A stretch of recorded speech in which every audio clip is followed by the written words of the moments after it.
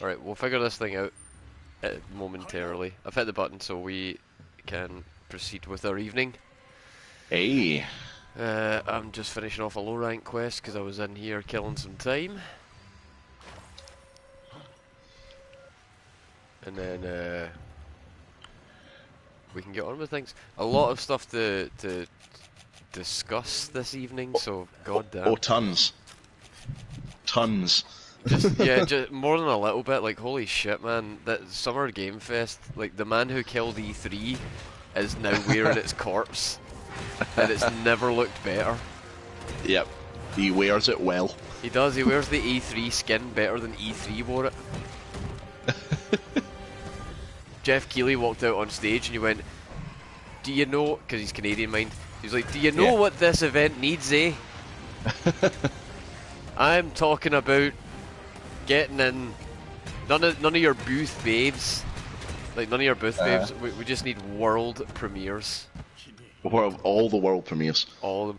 See if we take everything in the world that is going to premiere and stuff it in this fucking bin. Has anyone played the drinking game, the inevitable drinking game, where you drink every time the words world premiere are spoken or seen on screen? I genuinely think that Jeff Keighley might have like some kind of pact with Satan. You know, like he's sold his little Canadian soul, and he's just been like, "Give me all the world premieres, give me all the game trailers, give me everything." And Satan's like, "Are you sure that's worth it?" And he's like, "Yes." Allow me to stock that Keighley bin nice and full for you. Do you think he's got like world premiere tattooed on him, but in like a really like he's got it on like his thighs? Aye, or the backs of his shoulders or something, world on one side and premiere on the other. Oh yeah, right in the shoulder blade so he can flex them at people. Yeah, just turns around and flexes and it stands out. Every time he goes backstage he rips his shirt off and just turns to somebody and starts just flexing his shoulder blades at them and they're like, "Jeff's doing it again." Scar reckons he's got a tramp stamp, but it's an old English text. Oh, that might be it. That sounds like it. That feels like it. It's trashy enough. Oh man, that's pretty. Yeah. Like we were talking about it obviously when we had it on, and Emma's like, "Oh, look how smug he is." I'm like, "Yeah, if you look up shit-eating grin definition, you probably see him." See, to be fair though, if it was you, like if you were in Jeff Keighley's position, so if I had sold my soul to the devil for a Keighley bin full of world premiere announcements, yeah, exactly right. That's a big mindset to get into, but I'll try. You would be sitting there stroking your ego, stroking your thighs, and stroking your bank account. You'd be sitting and my there beard. and your beard. You'd be sitting there holding onto your bank account like it's the one ring, because it would suddenly have like infinite wealth in it. Because you're Jeff Keighley, he's got it all. Right, I need to see if I can join this lobby of yours. It's not been letting me do it through Hunter Connect so far, but I'm watching the stream and I can see you've finished your hunt now, so I'll keep trying, and hopefully when you get back in it'll recognise that there's one there. Cool, because I have a secret to show you. Oh. I found something just before we went on stream. I have never found this in the game before. I didn't know it existed until I found it, and I found it because I was fucking around. Okay. You fucked around and you found out? Yeah, and I don't know if you'll have seen it before either, because I don't think I've heard you talking about it. So, I don't know, I kind of want to take you there and show you around like it's a cute date. Okay, I'm into it. Right, okay, let me just play online. Maybe that's the problem, is that I don't appear to be playing online. Oh. Right, just creating a Forbidden Machina Hunters Connect ID lobby. Create, yes. Create. Okay. And that's that done. Now I just want to send you an invite. Right, I can actually join now, so it's cool. Oh, can you? Yeah. Just now that you've put it up, I can join it. Cool. Hello, There we everybody. go. Welcome. Oh, there Hello. he is. Hey. Ah, hey, buddy. Do Doing you great. see this week's dog is Anubis style? Oh, that's great. I love That that. is that's the Kushala set. Love it. All right, come with me, and I will show you something special before we get on with fighting Wind Serpent Ibushi. Oh yes. All right, come with me into the little boat. So I'm gonna get it out of the way first. Guys watching at home, you may realize that my hunter rank has jumped again. I have once again between streams been rather busy. Oh, flex, flex, flex! Look how big my I'm, rank I'm, is. I'm just getting out of the way. I'm just getting out of the way. Oh, the training area's back here. Yeah. Okay. So the first thing I want to do is talk to this little guy because he should be the last NPC that I've got to talk to for a trophy, Alright. potentially. Sick. Maybe, we'll see. It's not popped, so maybe not. Anyway, right, get yourself some stamina Okay. and follow Let me us on an adventure. let us eat a well done. Right, come with me on the Great Wire Bug. Let's do it. Wee! Right, and then just follow me. Okay. Right, this next bit is a wee bit more difficult. Ah, okay. Yeah, I genuinely haven't done this, so yeah. Yeah, I just done it before the stream. I hadn't even heard anybody talking about it because it's not related to any trophies or anything like that. It's literally just here to be found. So Okay. I wanted to show it to you because I think you'll get more out of it than I did. The fuck you go. Okay, You so go up. you wanna come over this side. Although actually, where you are is where we actually ultimately want to be. So just hang on there, and I'll come over to you.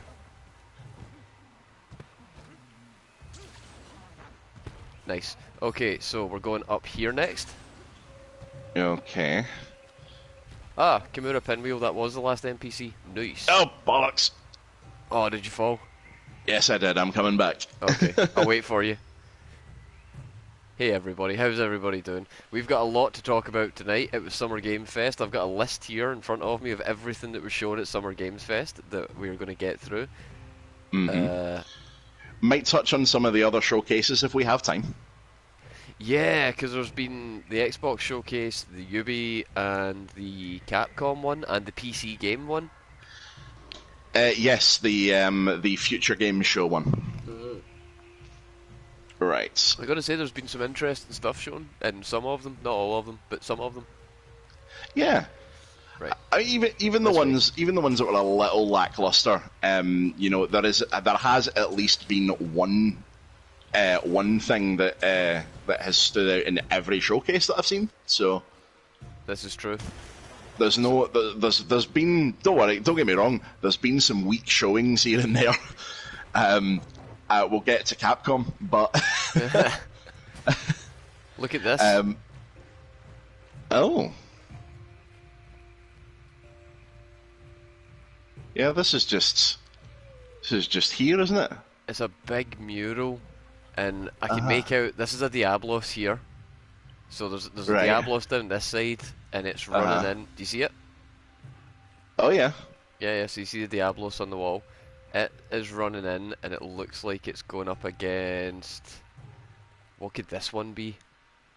That looks like, well, I'm thinking, let me see. Is it? It looks quite big. It could be Rachna. Possibly, or I was gonna say at first I was gonna say Almadron, but because of this bit over here, but then I saw this face, and it looks as if there's like a sort of a more raptor-like face, so it could be Ooh. like Anjanath. Look at this bit that I'm looking at. Hang on, let me go into camera mode.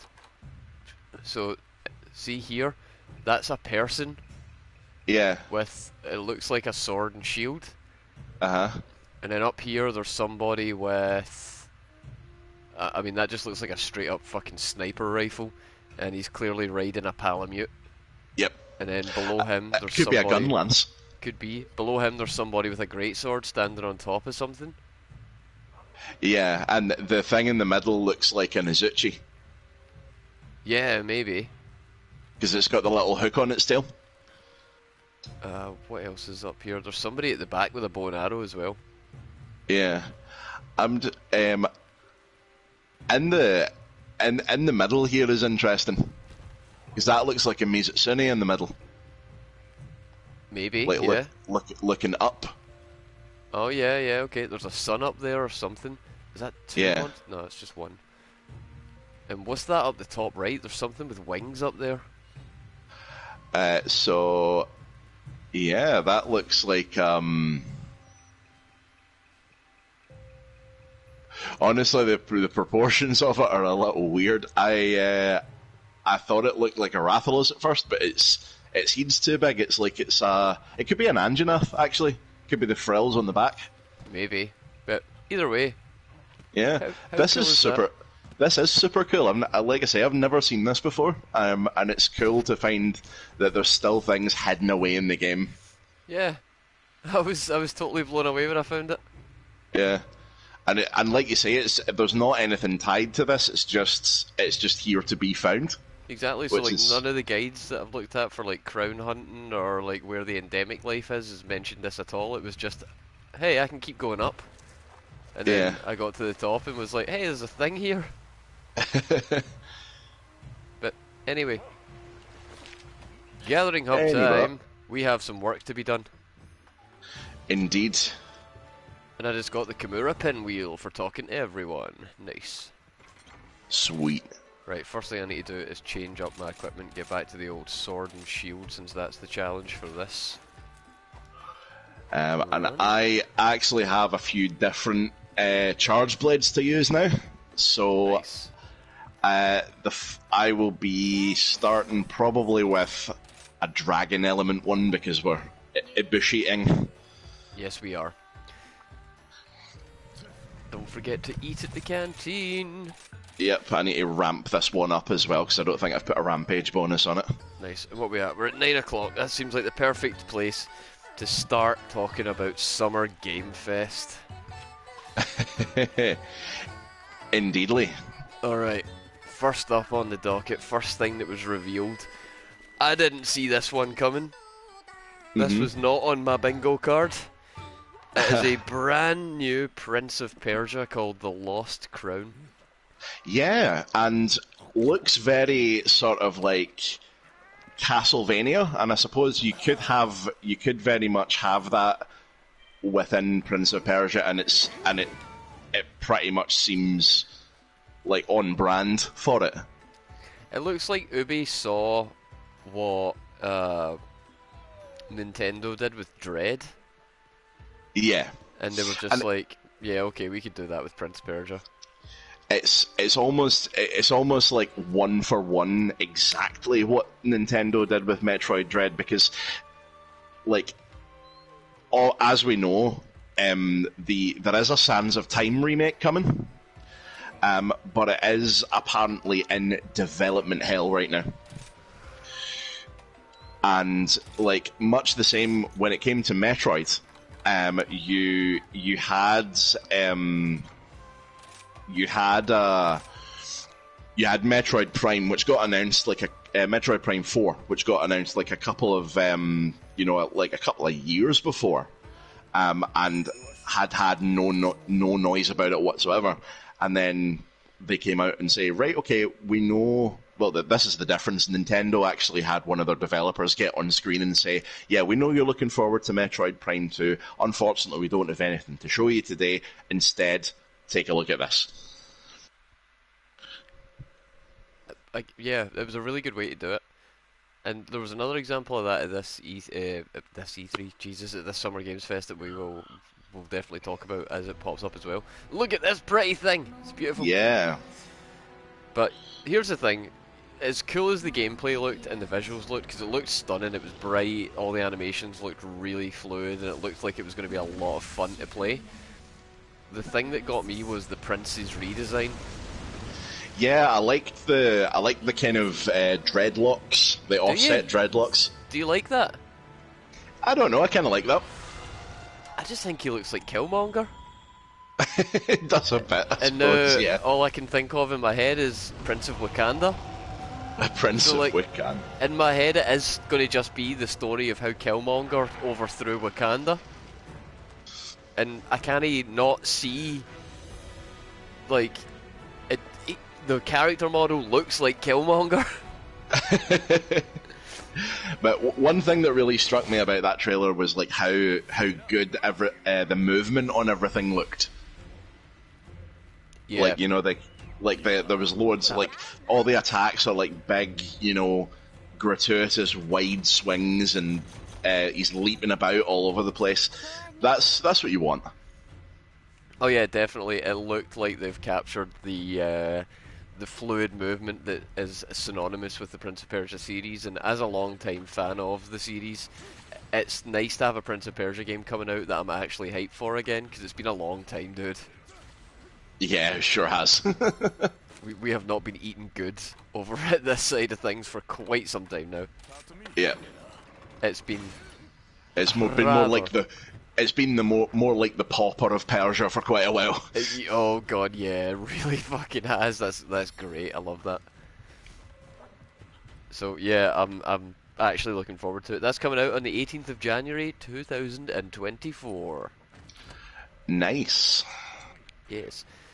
Then we got right into the nitty gritty. There was so much that wasn't on Game Pass. I know Game Pass is just good. Game Pass might like sink Microsoft because it's too good value. Yeah, I'm 100% of that opinion as well. I think that Game Pass is a little bit too good. Yeah, it's kind of like they seem to have given away too much for it, and now they're at a point where they can't take it back. So it's like, oh, yeah, it's one of the, it's one of I think it's like one of the kind of the best deals in gaming right now. it would be like if you could go into Blockbuster back in the day and be like, "Hey, I'd like to rent 10 games, please." Yeah, And they were like, "Yeah, sure, that'll cost you £10, £1 for every game." And it's like, it costs you more than that to get this disc and the box that it comes in. What the fuck are you talking about? But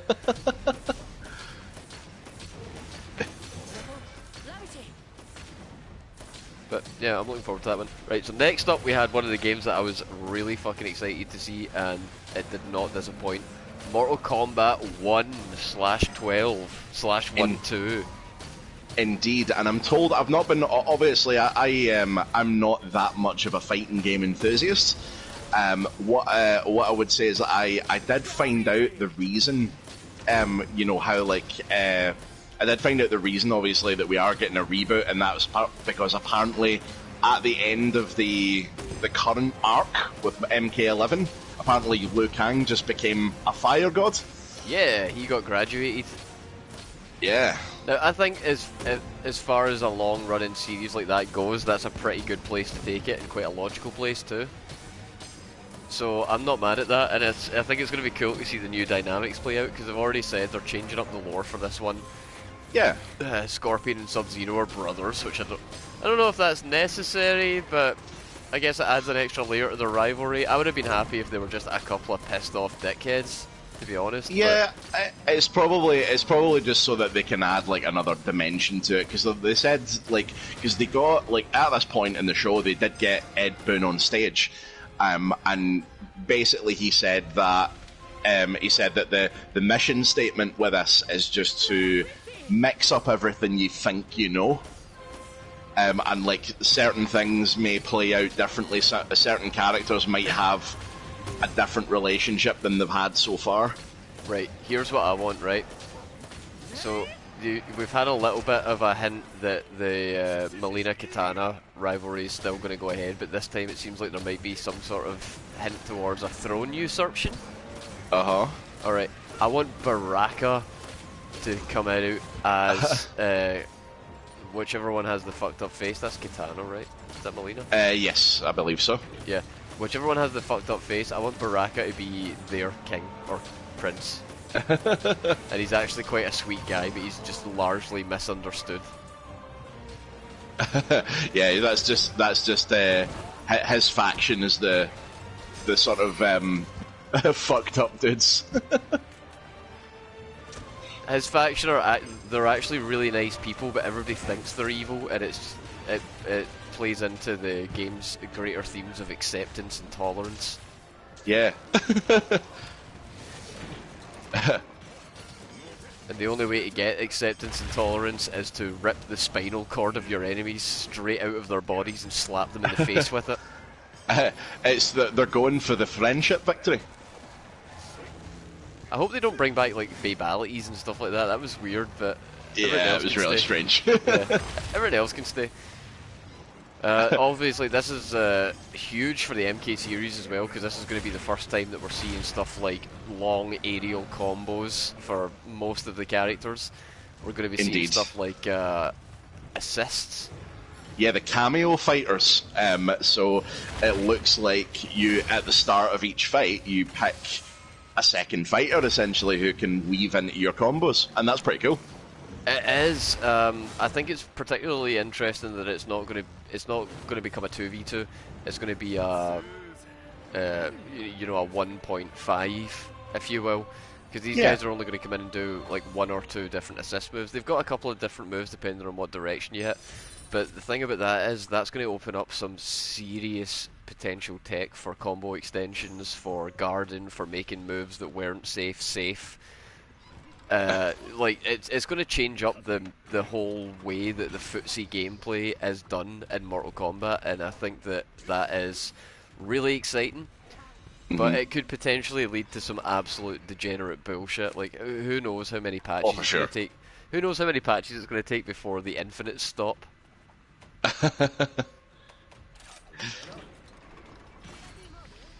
Yeah, it's I think like it depends on. I don't know. I mean, like, because again, I'm not really in tune with this and with this fan base like you are. So, what do you think? What do you think's like the what do you think's like the logical step that they'll go for? I think logically, the next kind of step going into this is going to just be a balancing act. Like, obviously these guys have a long history of making fighting games, but this is the first one where they're really utilising assists, and I think that they're going to have to look to existing games that have done it well to try and figure out how to balance it. Otherwise, you could end up in a position where, like, MK is already one of those games where if you're good at it, it is visible on screen because you are juggling motherfuckers in ways that nobody else is. You know, Mortal Kombat is a game of very short exchanges. If you don't know what you're doing, it's almost like a single hit game if you don't know what you're doing. But as soon as you do know what you're doing, it's great. It's, you know, you get that power fantasy. So I feel like this is going to be really difficult to balance with the existing mechanics and gameplay that people have come to know throughout a game series that's in its 12th mainline entry. Not breaking that with the introduction of a new mechanic that could potentially lead to, like, who's to say that you can't, like, do one of these insanely long combos, then just one dude in the cameo has the perfect little, like, stun lock so that you can get into the same 50% combo again, and then it's basically a touch of death. You think it's going to introduce, like, well, do you think it's because, like, they're potentially going to be, like, limited amounts of, like, kind of combo options that they'll become like some kind of meta? I definitely think that if they're being added in as the new key game mechanic, then they will be meta by design more than anything.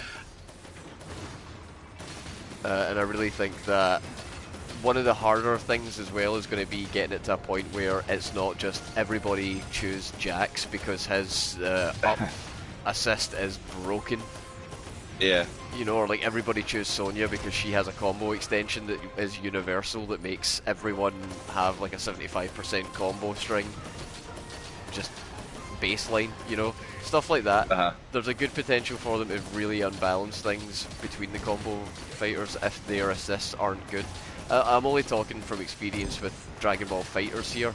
back before you were able to choose A, B, and C assists, there were certain characters that were just generally better assists. Yeah. You know, people used to use a lot of like Goku assists for hyper beams, stuff like that. And it wasn't until they started doing the ABC assist unlock where everybody then became viable in a different way, and they gave beams to people that were doing kicks before and stuff like that, that you actually started to see a lot of variation in teams again. So yeah, it'll be interesting to see how it plays out. I think the first 6 months of this game are going to be where it's at its most interesting, and then after that we'll be in a much more kind of stable place, and we can start looking towards the DLC and cameo fighters and how that's going to change everything. Yeah. Because that's another thing as well. The cameo roster isn't made up of playable characters per se. There's going to be characters in there that are just cameo characters. So everybody's talking about the guest characters that are going to go on the main roster and be playable, but what does this mean for cameo characters? Are we going to get a guest roster of... Are we going to get a roster of guest cameos?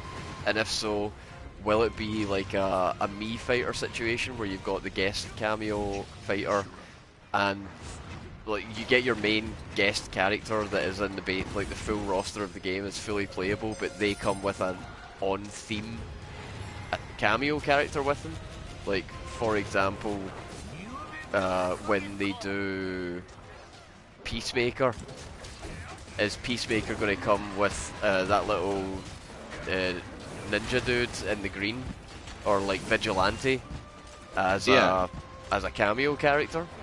And if so, like, what will that mean for future ones, for licensing? There's a lot of questions, and I'm super interested to see how they do it, because I would have loved things like, imagine if cameos existed in MKX when they were doing Alien. You could have potentially had like the Xenomorph, but with a facehugger cameo, and the facehugger comes in and just scuttles around the arena and tries to grab them and stun lock them. You know, stuff like that. Yeah. Bring back Freddy and Jason, absolutely. Bring back all the cameo fighters. Do a Mortal Kombat like complete collection for this one, where you just do as many fighters as you can from across the series. The Smash Bros Ultimate, that shit. Yeah, exactly. Everyone is here. Yeah. But yeah, I'm excited for it, and that is coming out on the 19th of September, so it's not actually that far away. Yeah, it's not like a million miles away, which is like another. It's another thing that's, you know, reasonably easy to get excited about for it, because it's soon. Well, and I think they kind of needed to strike while the iron was hot with Street Fighter 6 being a thing. I think that they have always had this date in mind, and if it wasn't for a sense of camaraderie in the fighting game community, it would have been announced a lot sooner. But I think that all of the game developers that are making fighting games all talk to each other. They all know roughly when each other's games are coming out, and nobody wants to step on anybody's toes, because the fighting game community is at its strongest when every game is doing well. So I think these guys do schedule their releases, and I think that it's very likely that Ed Boon has taken a bit of a back seat to let Street Fighter have its moment and let Harada have his moment with Tekken. So just a heads up, shit is about to get real when this thing appears. So we want to be positioning in like our, because the gates are broken already, we want to be positioning like backfilling the arena at the moment. Okay. Because we will have to do some chasing, because it's going to break into the next area. Okay. Shit gets extremely real, extremely quick with this. I'll put the Wyvern Fires on this side. Yeah. Ultimately, we're going to be putting them right up against the back gate. Yeah. So that he's being constantly pelted with them, and then surround them with ballistas and cannons, at the very end, and then counter signal to victory. Okay, I'm moving a defender cannon to this spot. Okay, what else have we got here? We've got one little empty space here that can go to a defender ballista. We've got a player cannon here, we've got a player ballista here. Yeah, I think it was the player cannon that... It's a player cannon that I set up, I think, but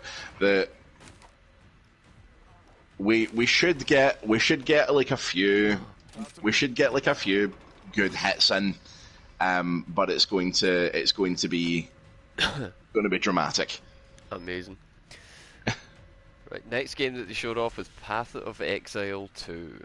Yeah, this is the Bizarro Diablo's biggest competitor. Everything I've heard about PoE says that it's really good and it's insanely in-depth, like insanely in-depth. But I've never actually played it, and I don't know anybody that's hardcore into it, so I can't really comment. It looked great though, like the actual animations look solid. Yeah, as far as I understand, if you're a fan of Diablo, you're going to be a fan of this because it is more or less a very similar experience. But they do a lot of things differently, having, you know, obviously living in a post-Diablo world. You know, they know what works and what doesn't work traditionally in those kind of games. And you can see that in the reception that it's had. You know, like PoE is considered the big game now, like the Galaxy Brain. There are builds for days and builds for years, and it's exciting that it's got a second one coming out. I don't know when the first one came out, so I don't know how soon after that this is, but hopefully they take everything that they've learned and they manage to make a game that is... I'll just let you all know where I stand on this one just right off the bat. I hope the Path of Exile is so much better than Diablo without the microtransaction bullshit, just to show them that it can still be done the right way, guys. Yeah, and do you know the thing with as far as I know, the stuff the microtransactions in Diablo 4, as far as I know, are all cosmetic. They don't confer any in-game advantage.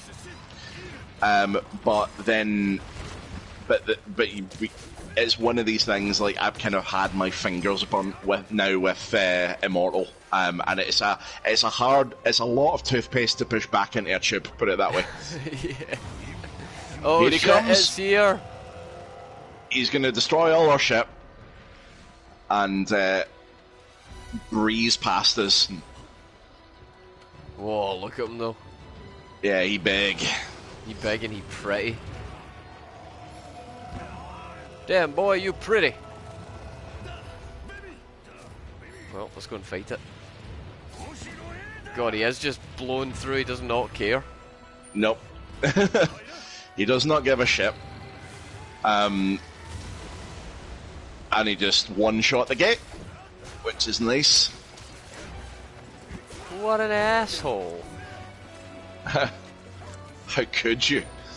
But yeah, we just need to chase him. There is a wire bug here which will take us into a little Wahoo. run through, and we can hopefully get out ahead of him. Great wire bug launch. Alright, I'm heading to the back to start prepping. Yep, I'll hold him off. Yeah, good luck. You got this. I believe in you. What the hell was that? Oh.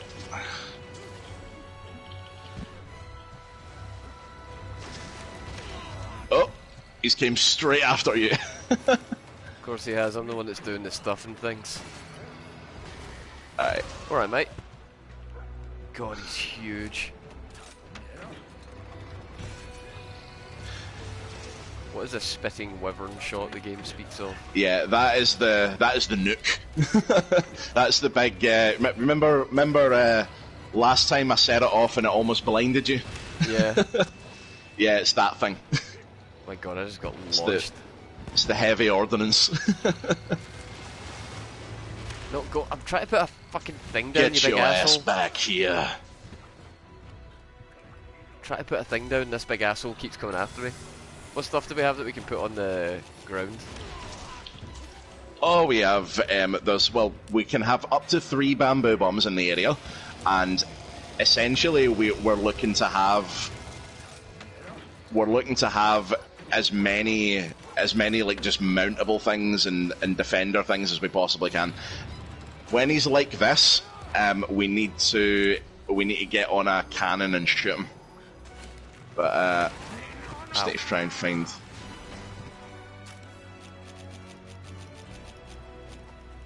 Right, put a machine cannon back here. Yeah, cool. I forgot to put stuff for us to actually get on. That's okay. Ah, Yomogi. Yeah, and Yomogi has a turret as well. Yeah, she's a turret, so we can put her off to the side somewhere. Alright, so oh, is he having a lie down? Get him! Yeah! Get him!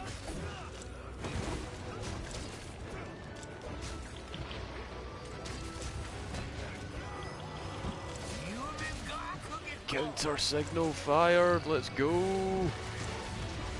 Oh shit! I know, I'm kind of all of a sudden at 1 hit point. What the fuck? Really? Did it hit right, that there hard? We go. Right. Holy shit. God, it's got reach.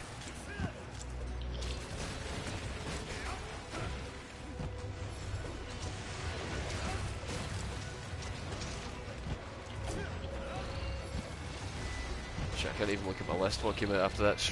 Right, okay, the next thing that they announced was just bizarre. What did you think when you saw the Mecha Ryu come out? I was thinking, right, okay, is this like the announcement of the first wave of Street Fighter 6 special skins or something? Yeah, I thought it was a Street Fighter announcement. And then, then I saw the dinosaur and I was like, right, okay, is this going to be like the fight in the car in this game? Yeah, I get what you mean. Yeah, so like the whole Street Fighter 2 thing where you like knock the shit out of the car for like a minute. I'm sure that's already in the game. Do you just punch a T-Rex in this one? But no, apparently it's an Exo Primal crossover. Yeah, that's not going to be enough to get me to want to play that game. Yeah, I've heard that a lot of mixed reports in that game, and like one of the things, obviously, we can talk about it when we're covering the Capcom, but when one of the things that they said in that showcase is that they've taken on board a lot of the like the feedback from the beta. They're doing another beta, and it is essentially like one of the main things they're doing is that they are taking out. They're doing a game mode where you don't have to PvP at the end. Good. Because that was one of the things that people were on the record as not particularly liking. Yeah, it's because it's a dumb fucking idea, and it was really boring.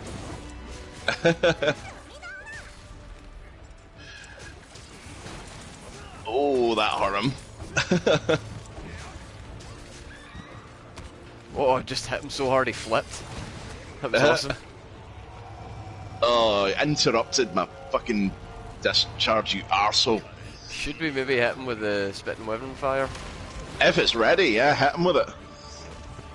Oh, I don't know if it's ready.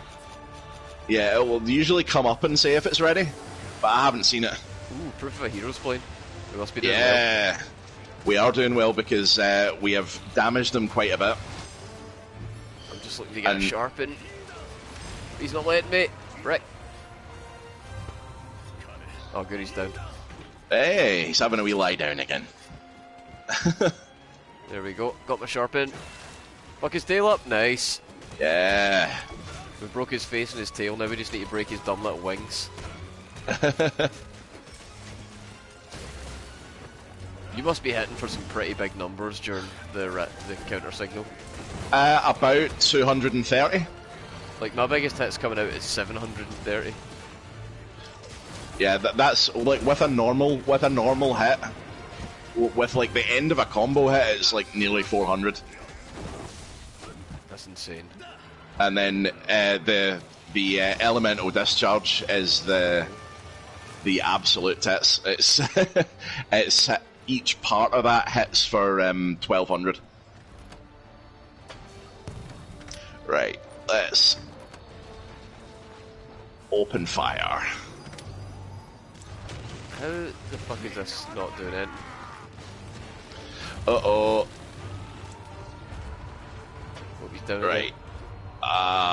Okay. Oh, easily. Hey! So we don't get the kill this time, but he does drop stuff, so run around and get it. It's the little blue horn things. Nice. GG. Oh my Yeah. goodness. Hey Ronan, how's it going? Thank you so much. I think there's some random Ibushi materials glowing on the floor as well. I'll be sure to pick up as much as I can.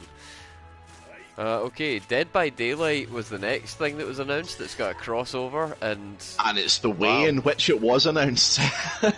Yeah, just wow.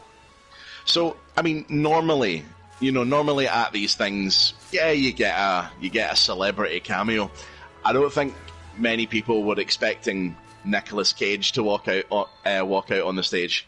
No, and what's even better is he's not in the game as any of the characters that he's famous for or anything like that. He's just in the game. Yeah, he's a survivor. Yeah. And a lot of people were speculating like whether it was going to be he was a survivor or he was going to be a killer. And to be honest, I feel like either one could have worked. I think if he was going to be the killer, then just putting him in as the Dracula from Renfield would have been the most. Oh, that'd be hilarious. But no, putting him in as a survivor is also an interesting choice. I think that's good that there is also because a game like that is very easy to just be like, oh, the new killer is, oh, who's the new killer, and not really focus on the survivors. So I think it's cool that we've got a wee bit more to look for on that side. But again, it's a game I've never played, but very, very cool. I do think that Jeff Keighley made a good point in saying that I would have thought Nick Cage when I showed up in a Kajumbo game. Yeah. So I mean, like, just as we got to, but just one thing I wanted to say about Mortal Kombat before it completely goes away. Now we're in a really unique position right now with fighting games where we have a Street Fighter, a Mortal Kombat, and a Tekken all releasing quite close to each other. It's going to be a hell of a showdown between the fan bases. Like, what one do you think is going to come out on top? Street Fighter. Yeah, you think because it's had the head start? No, I think because Street Fighter 6 looks like it is of a quality that will put it to that place. It just really depends on the gameplay and the balancing. Honestly, like as someone who, as I admitted just there, I'm not much of a fighting game person. Even I am kind of looking at Street Fighter 6 and going, hey, this might be actually pretty good. That's why I think it will come out on top, because this one is the one... out of all of them, Street Fighter is the one that this iteration is the most normie bait. Yeah, and for sure. If you've got the game that is going to get the new players into fighting games, you're already at an advantage. I think Mortal Kombat is going to need to also have some serious accessibility options, the same way Street Fighter does, to encourage new players to get into it. It's a good time to do it too, because it's been branded as Mortal Kombat 1, so that will inherently get people more interested in it as a jumping in point. At least that's the kind of comic book logic to taking everything back to 1 all the time. Oh, here we go. One of my favourite monsters, and this will be the first time we fight it. I'm so happy. Oh, outstanding. Right, okay, what we got? Rachna Kadachi. Yeah, do you like this one? I love Rachna. I think the design's so good, and I want something like this in World. This is the exact kind of monster design that I hope is in World 2. Yeah, I mean, like, I really like how it's like, not only it's another insect monster, and we really do need more insect monsters, or more bugs, because it's kind of a spider, kind of a crab. But yeah, the fact that it uses its hatchlings is first as minions, and then it uses them to get around. It is a really cool design. Yeah, I love it. I think it's so good. Speaking of things that look good, here's something that looks good but I know isn't going to be. The Witcher got a trailer at Summer Game Fest. Season 3, Part 1 and Part 2. It did, yes. Is anybody going to watch that for anything other than Henry and just to see how they get rid of him?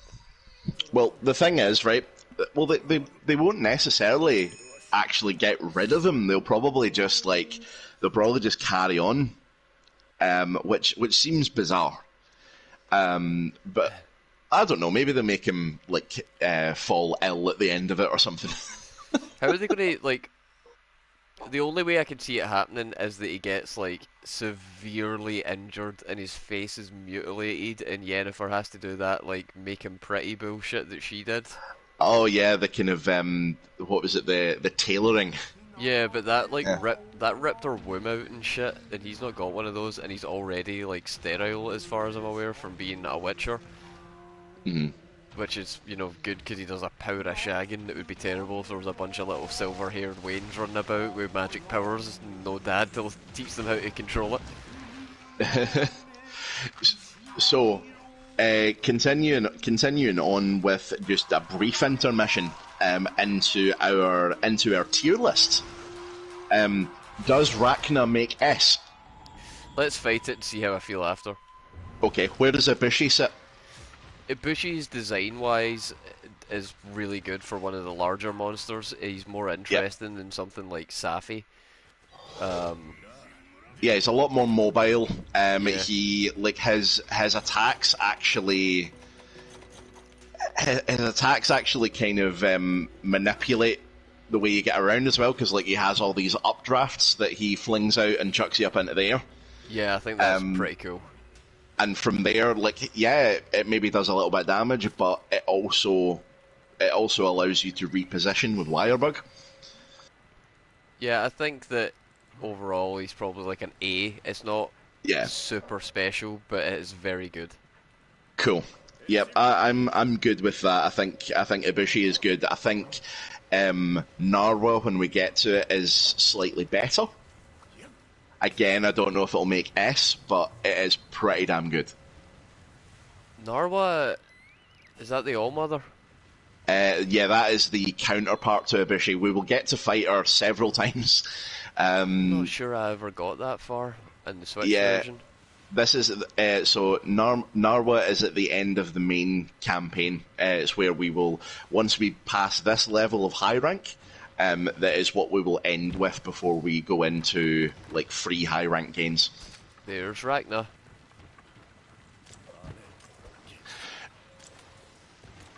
You've been just to ask you. You said that you've been doing quite a lot of, like, kind of off-stream cleanup and, like, previous hunts and stuff. Yes. That actually does, as far as I recall, go towards your hunter rank. So when you unlock, when we kill Narwa and we unlock, you might actually be at the stage where we're taking on Chameleos. Oh, that would be sick. Yeah. Let's hope I've put in enough work then. Yeah, because that is our next challenge after this round of high rank. Although I have largely just been fucking around with endemic life. Yeah. You've been you saying you were playing Pokemon Snap basically. Yeah, it's been great. I've had so much fun. No, I did I when you said that, like, through the week, I totally missed the joke. But apparently that new Pokemon Snap is actually meant to be pretty decent. Yeah, no, I could see that. The original Pokemon Snap was really simple but really good, so I could see it being a fairly easy one to replicate. Is it not Nandai Bamco that make the new one? It might the be new if one that's of the case, I think yeah. it is. That's definitely a solid endorsement for it there. They're putting out some really good games, some really shit ones too. Yeah. Mostly good ones. Is that Rathalos back there? It is. It is, yes. Let's use that. I mean, it's hard we to won't... see past Rachna. Right, I'm riding a Wrath. Let's go. Go for it. I broke something off Rachna and got him to lie down, so I'm going to capitalise on this. Oh! Cheeky bastard. Right. Yeah, how There's about bits that? falling everywhere, I can't see shit.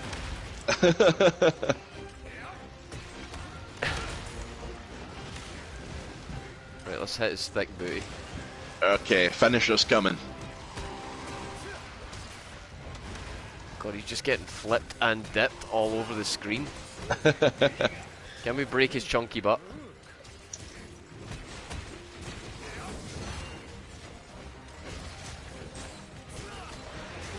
He has a very damage-resistant booty. Yep, and it's down, yeah.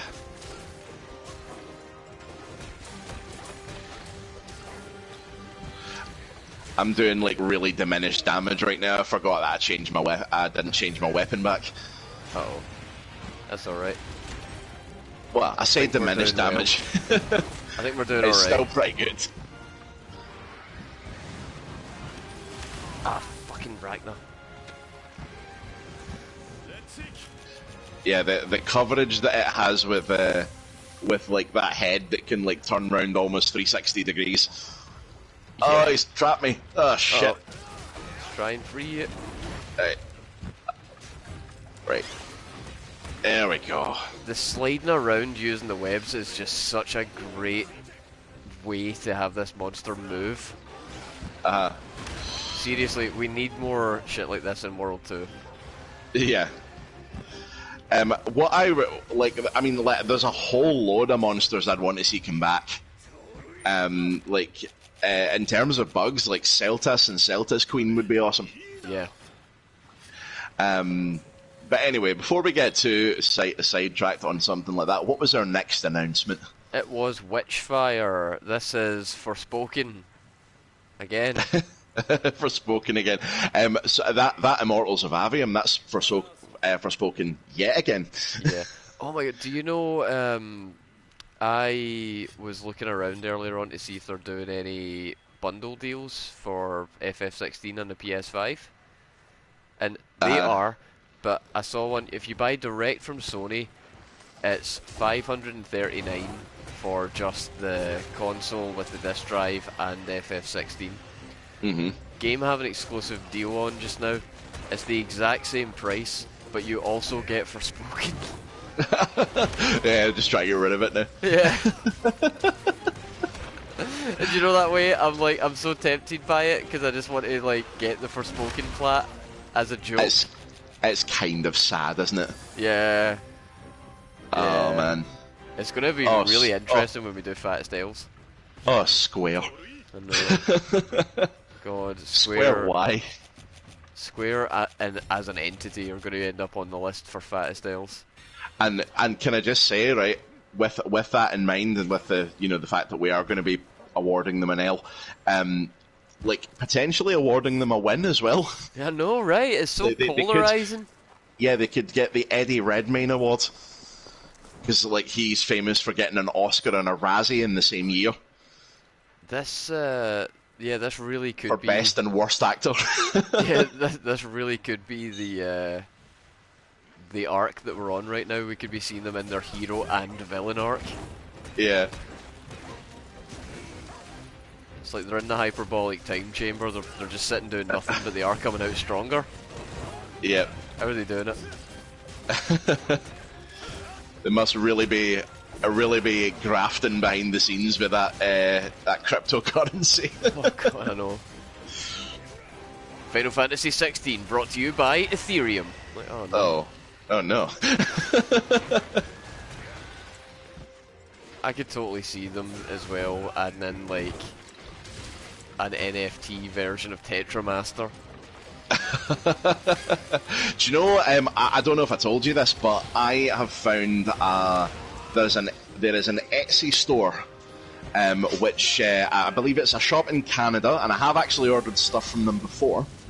I ordered a deck of many things from them, and it is a beautiful prop, used to devastating effect in one of my games. Nice. Because it's the most dangerous of all magical items. Now, they have a full 2-player triple triad deck in which there are like all the cards that you would receive in the game They're double-sided, blue and red, so that you can play the game with a friend. Amazing. And I kinda want to get it. Yeah, how much is that? So it is expensive, but then again, it is all like handmade, so you kind of expect that. Yeah, plus Etsy's platform fees are ridiculous, so they got to put extra coin on that so they get money for it, you know? And the thing is, like, because like the creators are getting such a shit deal working with them, I don't mind chucking a bit of extra green their way just so that they can get recognised for legitimately good work. Yeah. Oh, you're puppeteering the puppeteer. Yes, it's time to take this back. Oh, look at his goopy walk. Right. Oh, yeah, he's so... Bash him into someone else. Rathalos, it might not work. It depends whether he's like basically cooldown for rideability or not. I'll take him to Somnicanth then. Yeah, because Somnicanth will definitely do it. But I can't go this way. Shit. Uh-oh. Sorry, you usually get plenty of time on the riding. How the fuck do I actually get to Somnicanth's the question? So you go ahead and then all the way to 11 and then south. Right. Okay. I think I can make this work. Come on, little spider. So, Witchfire, I don't have much to say on it. I'm not that interested. I think like, and you know the thing is, like, I'm like still looking at it.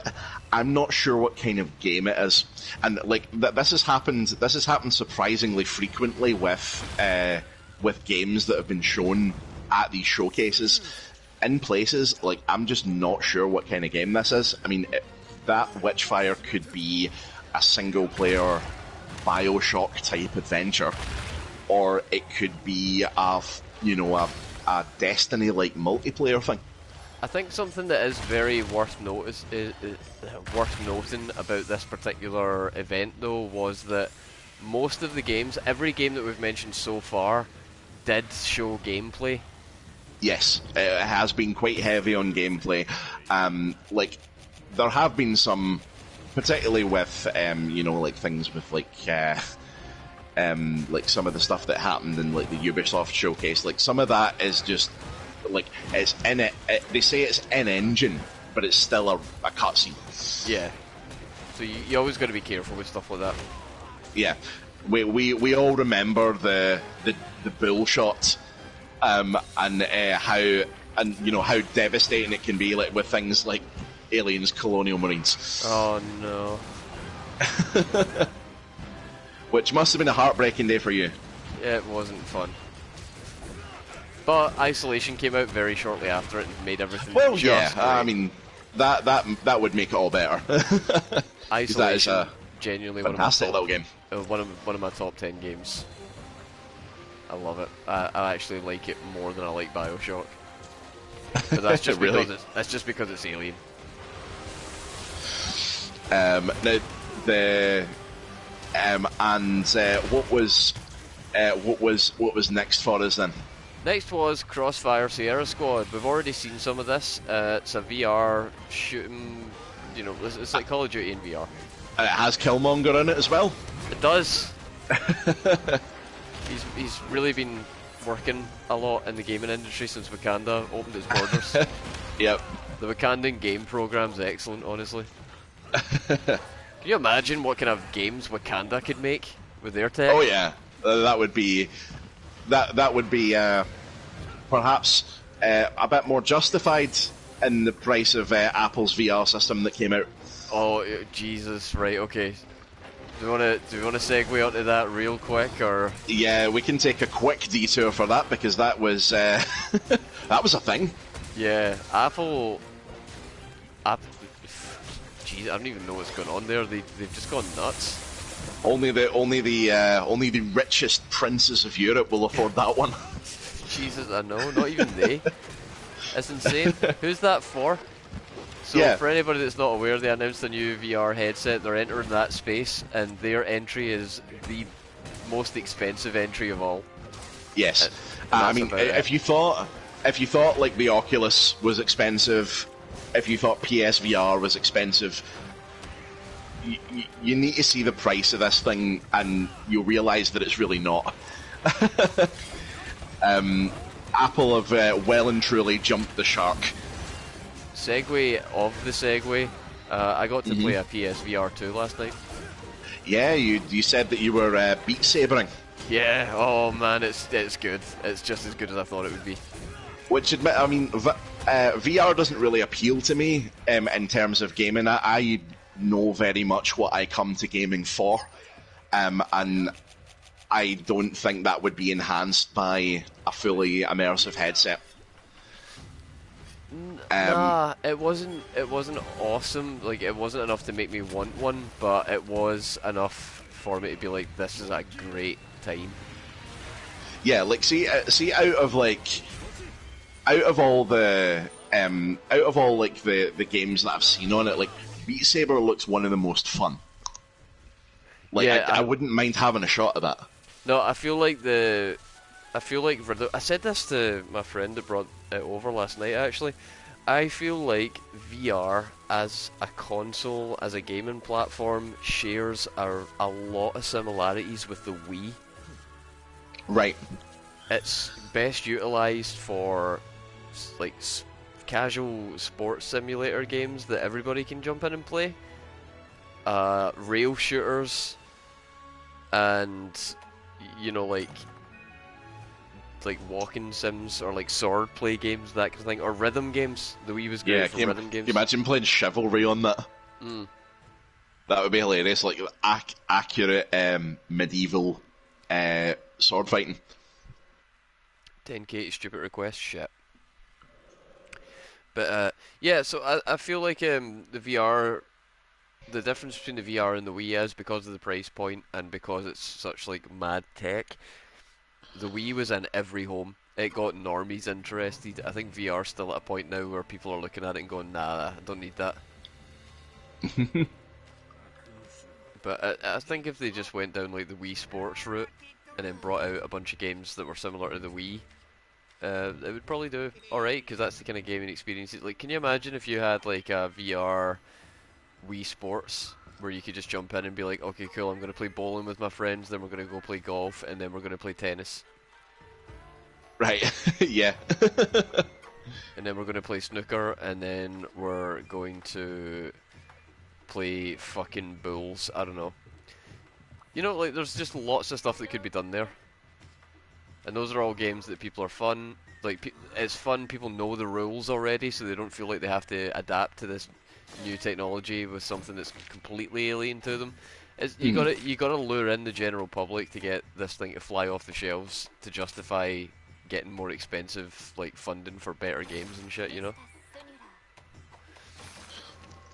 At least that's my take on it. Alright, we have got 5 quests to get through until we unlock the next urgent quest.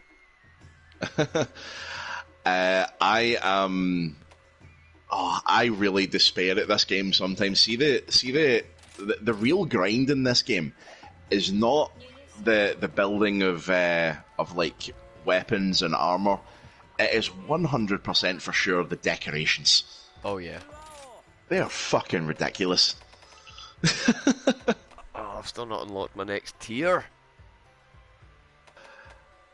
I'm gonna just I think I'm just gonna sling wide range on, because I need to put something in this talisman slot. Nice one. So we're going for Ghost Harad. It means you're getting free heals. Thanks, bruh. Yeah, so it's did you ever like dive into, because I mean I know how deep you've gone into it with like endemic life and stuff. Have you ever like how far did you get into like the build crafting? Oh, none yet, because I didn't have access to the monsters that I actually wanted to aim for. That's available in this tier that we're doing just now, so I'll be doing that between streams this time and next time. And I figure the goal will be, this stream we'll just try and get through the 7-star quest and get the urgent done. Yeah. Next stream will probably be our event quests stream. Mm-hmm. And then the one after that, hopefully I'll have enough HR that we can bust out some more of the like big hunts and really get into it. Oh, by the way, just in the interests of obtaining materials, do you mind if one of our 7-star hunts is a Nargacuga? Not at all. Because I need Nargacuga mats badly. I do not mind that one bit. I love fighting Narga. He's great. He is especially kind of. He's especially animated in this game as well. He's all over the place. There's no 7-star quest for a Narga, but we can drop back down to one of the other ones. Right. Okay. That's okay. If we don't cover one this evening, then I can resume the grind between streams. To be honest, I don't really have the gems to do the full extent of what I want to do with that build. So, Right, plus I need Goss materials for the greatsword. If a Narga shows up in one of the maps, we'll jump in and give it a wee Yeah, slap. Kill it while it's there. Might as well. Mm-hmm. So the next game that was announced was Remnant 2. I've never played Remnant 1, so... It has been free on PSN, so I'm pretty sure I have it. Huh. And essentially it's like a Souls, a sort of partially procedurally generated Souls-like game, but it's also mostly a third-person shooter. Weird. Not sure that's a mix that's really doing it for me. I mean, to be honest, it doesn't really seem like the sort of thing I'd be into either, but like the more I see of it and the more I hear like the way that that game is generally received, I'm kind of up for giving it a go at some point. Yeah, alright, well if you are, then I might be tempted as well, so we'll keep that one on the list. Remnant 2 looked alright. Yeah. Nothing looked bad. Yeah, nothing looked like it was going to be a problem in it. It's essentially building on being a sequel. It's kind of building on what came before, and what came before was pretty well received. So Yeah, solid foundation. Yep. After Remnant 2 we had a surprising announcement. Mm-hmm. Sonic Superstars. Now this obviously these things, they have a live audience. Yeah. Now, at this announcement, I think it was the biggest audience reaction out of all of it. Bizarre, isn't it? Given that Frontiers has just came out, and it's people have basically forgotten about that already. Well, the thing is, right? So, Sonic is and always has been at his best in 2D. Yes. And don't get me wrong, there have been some great moments in 3D. In particular, Sonic Adventure 2, for me, is pretty strong and always has been. Yeah. But just because it is that cringe 3D Sonic that we all adore. But he's always been at his best in 2D in terms of the way he controls, in terms of level design, in terms of general game progression. It has always been best in 2 dimensions, and this is kind of given the 2D Sonic the polish of all the others that have come before. And I think it's got the potential to be really cool. Because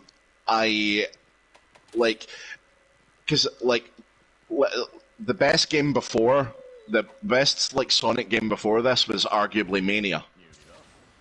Yeah, and that wasn't pretty good. That wasn't even really them. That was someone who was a fan of the original Sonic format and wanted to do a game and collaborated to do a game.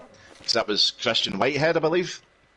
That was the fellow that adapted the classic Sonic games for mobile. Oh, nice. I had no idea. I'm pretty sure that's the case. I could, if anyone knows different and can correct me, then go for it. But as far as I know, that is I think it's the same dude. So you've got someone who, knows the franchise and knows how it controls, and added things to it that made it better. And if Sega have finally learned from that, like they finally taken the initiative and say, right, well, look, the best received games that we've had have all been 2D. You know, like, is it finally time to listen to that? I think. Hang on, the thought's still forming. This has just kind of popped into my head just now, but Yep. I think that part of the problem here might be that Sonic is an old series, right? Yep. It was part of the era of games where 3D wasn't possible. Mm-hmm. And then when 3D became possible with the advent of like PlayStation and whatnot, it became almost like a thing of when is this going to transition into 3D, and I think every game series has done it. Every one of them, like Mario's done it, Castlevania, Metroid. Mario was the first to do it. Yeah, so you know, there's a lot of people that at that point in time were like, it has to go into 3D, it has to go into 3D. So Sonic was no exception. It also had to go into 3D, and unfortunately the 3D iterations just didn't. It just wasn't as good. It didn't quite have the same feel. It didn't capture the magic of Sonic when he's 2D. Mm-hmm. But it's almost seen as like going to 2D as like a step backwards. They kind of done it on doomed hardware as well, because the first iteration of Sonic in 3D was on the Saturn. Oh god, yeah. Yeah, so yeah, not a good start. But I think now in 2023, with the advent of like, you know, retro games and being able to get old style looking games running in like 60 frames with incredibly high definition and the graphics and stuff like that, and the mix of 2D and 3D for like environments but characters. Prince of Persia was announced at this thing is a great example of it. Mm-hmm. You know, like that is in many ways no different to like an old Metroid game. It's just with the modern technology that's available, it's able to be polished to an absolute mirror sheen.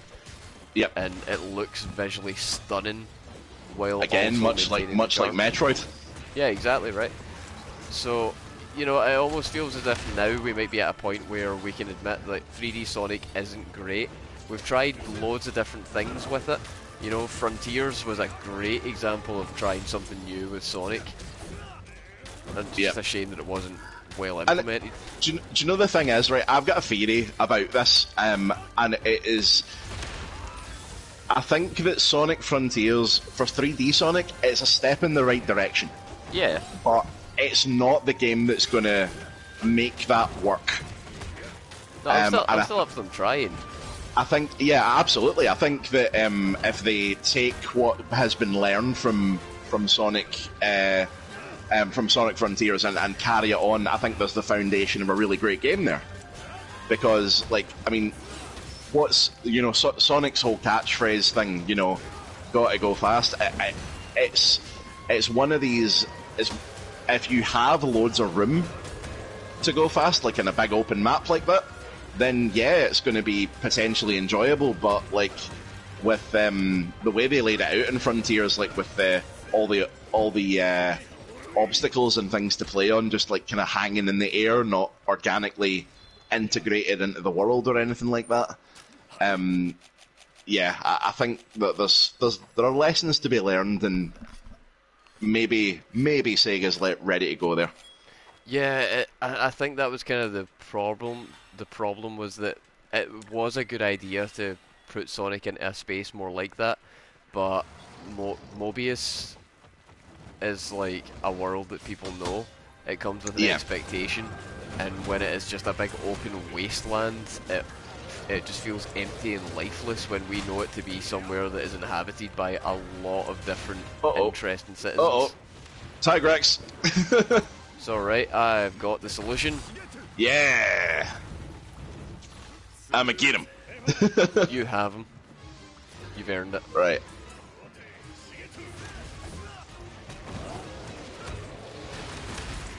Now just keep to the bashing while we're at it.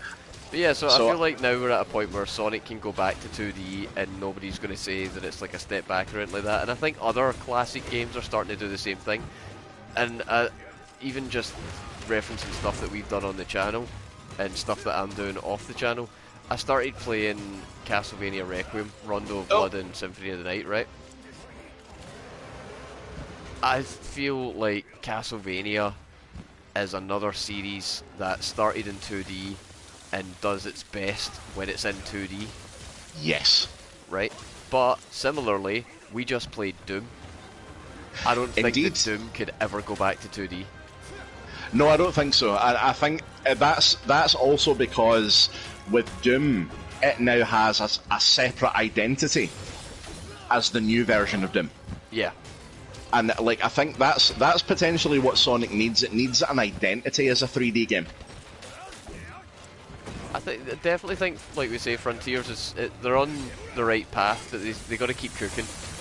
There is a way to do this 3D Sonic thing that is just perfect and everyone loves it and it's a 10 out of 10 game. But and there's a way to do it without trying to copy, like potentially trying to copy Zelda.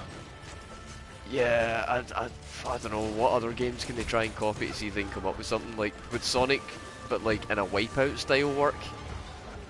Well, I mean, the thing is, right? Sonic is at his best when, you know, he is allowed to go fast, and like there is a bit of a balance to be had there as well, because like at the same time there are sections in these Sonic games where it feels like if you had if this was a cutscene, like it is happening in the level, but it's basically a cutscene because you don't interact with it at all. Yeah. And like there's a lot of moments like that in modern Sonic. But I think like if you can, even if it's like QTEs or something, if you can make sure that you are like somehow complicit in making Sonic do the cool thing, I think that's going to stand him in a lot better stead. For Sonic. Well, that's going to be the sort of Sonic game that people enjoy playing, and you know, it stands the test of time rather than just being like nostalgic to some people. Yeah, and just to bring it back to the game that was announced, Sonic Superstars, another thing that I feel like Sonic doesn't need, that this game has a heavy focus on, and I think will ultimately go against it, is co-op. Because here's the thing, right? See, when you're playing Sonic, what was the best part about playing the old Sonic? It was when you were going so fucking fast, you were at the far right side of the screen, still able to contain that momentum without running into obstacles and feeling like it's the goddamn king of speed. Yeah. If you've got three other motherfuckers trying to keep up with you and they can't keep up with you, what's that going to feel like? Is one person going to be running and everyone else just like ports in behind them? Yeah, like, what? Does one person finish the level because they know the layout and they can fucking speedrun it in 30 seconds, and then they have to wait another 2.5 minutes for everybody else to cross the line? Like, how does that work? The only way that works is like if you do it in a Mario style where everybody's going slow and carefully platforming. Or you find a way to acceptably split screen. Yeah, but like in Sonic, how would that be done? I mean, well, they did in the old games. They did split screen, but it was old-fashioned split screen. Yeah, and I don't know if you remember it, but it wasn't great for the exact reason. No, it was not. It was not great for the exact reason I just said, man. Like, playing it with another person that was not able to keep up with your pace, or playing with somebody that outpaced you, didn't work. You basically had to have the fucking Pacific Rim mind drift going. I mean, and let's be fair, most of the time, the Tails was mostly reserved for your annoying little brother or whoever's was your ride along. Played Knuckles, son. Talking about Sonic 3. Let's go. But yeah, I don't know. Anyway, next game on the list. Next game. It was Honkai Star Rail. Don't care. I've tried it. I downloaded it for mobile just to give it a go, just to see what it's like, because I heard it was turn-based. And like, because like, I think Genshin is hack and slash, right? Yeah. Because I've never played that. Oh, I'm fainted. What the hell happened there? Oh, you just got done. But yeah, no, I have played it. It is It's like, I mean, the gameplay is actually decent. Is it? But yeah, the way that like you kind of like do buffs and debuffs with like all the different characters, and you can like you can change out like a roster of different characters, like kind of at any given point, and that's from characters you get as rewards, or it's characters that you meet in the story, or it's characters you pull out of the gacha boxes. Oh God! Because of course, like MiHoYo are the gacha people, so of course it has it. But like, I've not been drawn into spending money on it. I don't think I will be, because I played it for one afternoon on my phone and I've not went back to it since. But I think that's because I got a lot of other games on. That's fair. Oh, what have we here? Beast Gem. There you go. There's one of the gems you're talking Yeah. about. Next game that was shown off is one that we have had the fortune of being able to play ourselves this week. We have. Watch out next week for a full review. Yes, because the demo for this game is surprisingly, weighty. There's a lot in it. It is. I thought we were going to get to first boss and that would be it. Like, see you in September. Exactly. I thought that too, but the demo is actually a lot meatier than I was anticipating. It's a pretty dense demo, which hopefully represents that the game is equally as dense. Like, it's a very long game. Hopefully this isn't just a huge section of it that we're getting to play just now. Yeah, I'm hoping that it is going to be like, I mean, it does stand the chance of being ridiculously large now that they've done this. Yeah, exactly. I did get the chance to play it on both PS4 and PS5 to see what the differences are, and I'm happy to report most of the issues that I had with the game just seems to be a PS4 issue.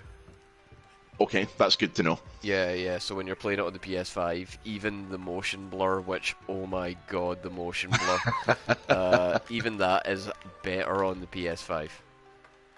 But holy shit, in the PS4, nope, no shot. Oh, nice. The dango that I got as the little bonus one is insurance. Oh, beautiful, we'll need that, we're fighting Magna. Oh my god. And we did get it. We got insurance and weakener. So hopefully Magna will not be as ridiculous as he normally is. Yeah, nah, no shot. This is the first high rank one we're after. No. Nah. Nah. Yeah, it's going to be pretty rough. And Magnamalo has not appeared on our stream before. So this is the flagship monster of the base game. So if you haven't seen this, enjoy, because the fight in this thing is nutty bananas. He's very derivative of Nergigante or Zinogre in my opinion, but I do think his overall design and going with the kind of Japanese traditional aesthetic that the game follows, his moveset and just his overall like being is pretty good. Yeah, and he has his own status effect as well, which is always a plus point for when you get a new monster. His status effect is Hellfire, and for just so that you guys know at home, basically what it is it cloaks you in purple flames. If you don't roll a couple of times and get rid of it, you blow up. Yeah, it's pretty rough. Thing is though, Magnamalo for me, he has a great flagship monster. He really does look good, and he's a fun fight. But oh man, how does it stack up against the ultimate poster monster, Nergigante? Oh yeah, he was a superstar, that monster. He looked the part, the fight was awesome, the design was S tier, the music was S tier. Like, Nergy he had a goofy roar. Yeah, Nergy might be one of the best new additions to the entire franchise we've had. Do you know what? I'll probably take that.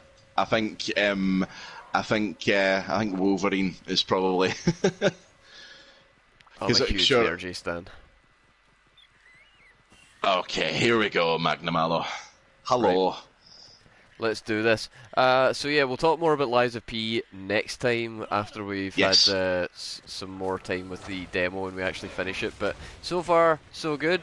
And let's at least get to the end. Everybody should have it on their radar at least, if not already on their wish list. Yes. Holy shit! This is a big Magna. He is very big. Yes. God damn! This is a huge Magna. Oh my god! I'm gonna die. Oh! Yeah, he hits pretty hard too. Yep. I need that, please. Right, let's work on that tail. If I can fucking reach it. Yeah, because breaking the tail does make some of these attacks a little bit less intense. There's another great feature of Monster Hunter, actual, like, tangible effects for the damage. Oh, he's off already. Good. Actual tangible effects for the damage that you do to monsters is always good to see. Yeah, so my favourite example of this is if you are fighting a sort of quadruped monster like Tigrex, and you break his claws, he will slip and fall over in icy environments. Yeah.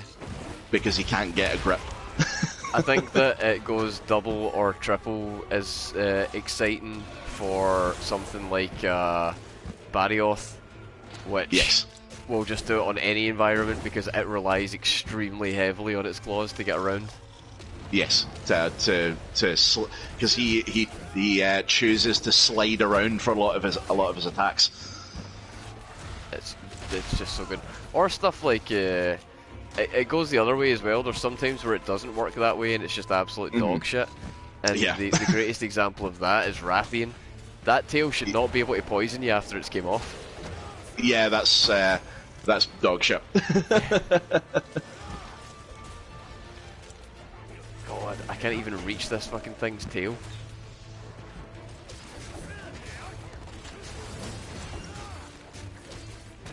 I need a taller weapon.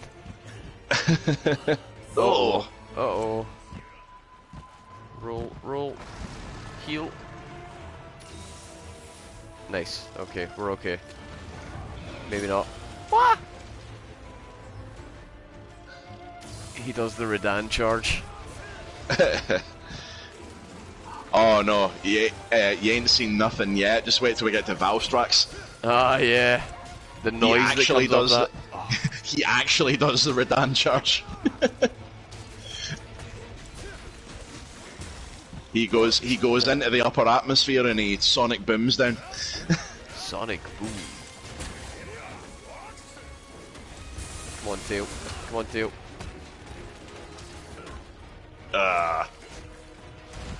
Fucking high rank tails are so resistant to damage. Is he down again? No, he just flinched.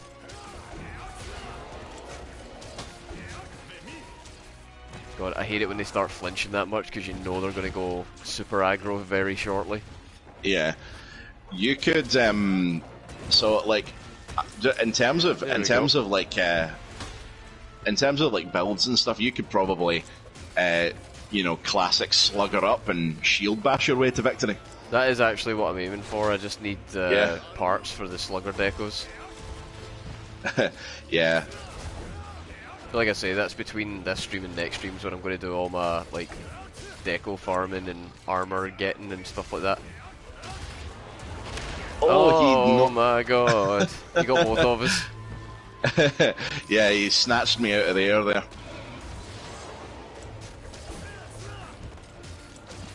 I can't believe that move didn't hit me. Holy shit, he hits hard. So do you. Yep, and he can hit me as hard as he likes. If my shield's up, he's not getting through.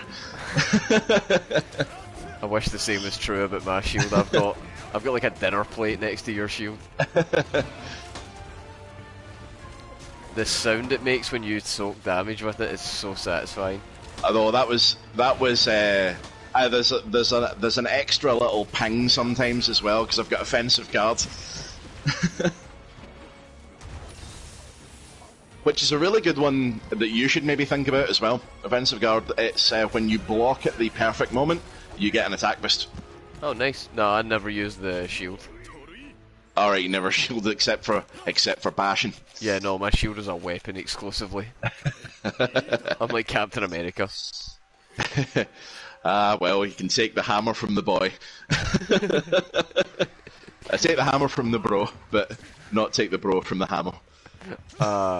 And Unga, we've Unga. So after Liza P, we got something very interesting. At first, I was not interested in this at all. We pan up on something that looks very much like a Borderlands game, you know, that cel-shaded graphic style, and I was like, nah, not a big fan, not that interested. And then we got some kind of music, and I was like, okay, like, music's alright, I guess, but nah, still not interested. And then the camera panned up a wee bit more, and I saw a wee bit more of the character model, and I went, Dragon Quest? Turns Nearly. out, yeah, almost, kind of, not really. Turns out Toriyama's been in the lab cooking, and one of his older stories is coming out in game form, and it looks just like Fuck. Whoa. Yep, it looks just like Borderlands. We got insurance, it's fine. What do you think of this, Sandland? So, I was kind of like, right, okay, love the design, love the aesthetic, because I love the Toriyama art style, always have. But the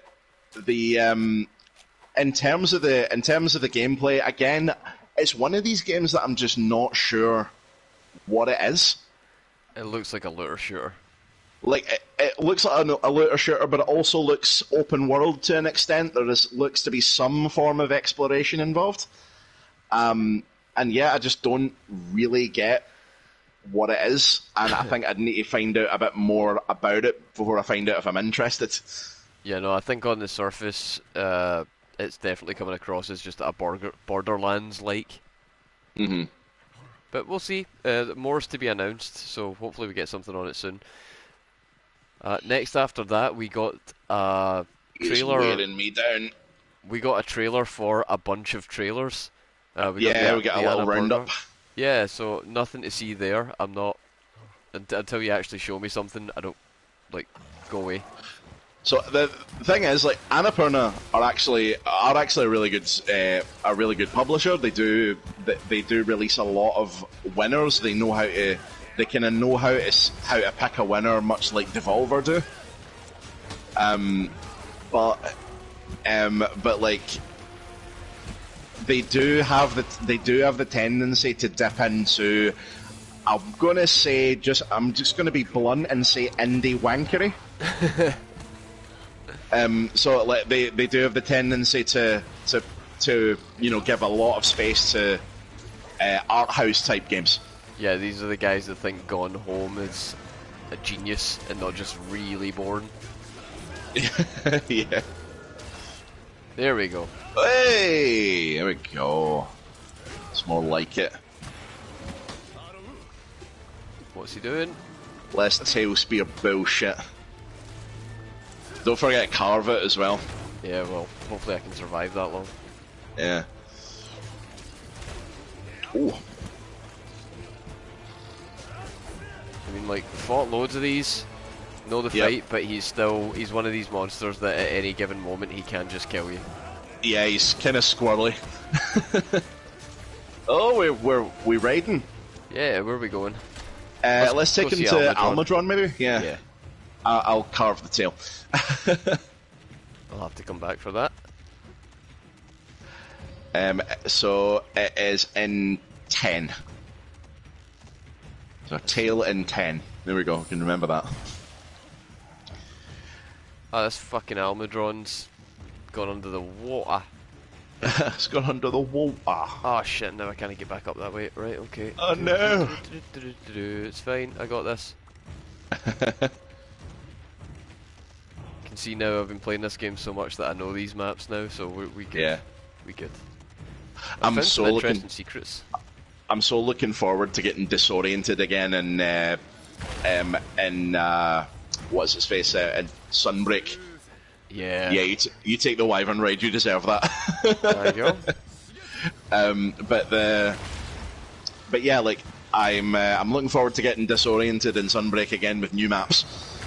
Yeah, same. I'm definitely going to be picking it up, just so we can continue straight on with it. Really, I think. It's from what I understand, it's well worth it. Not just for the fact that the first hunt you do is Daimyo Hermitor. Love him. Apparently, so does the community. Yeah, he's like the most hunted. Yeah. Which I think it kind of, when you think about it laterally, it kind of makes sense, because then even the people who, started Sunbreak and never continued with it, will have fought that thing. Yeah, that's true. Is Magnum Aloe an Elder Dragon? No, he's not. I don't think so. So we can capture him? Yeah, we can. Whoa.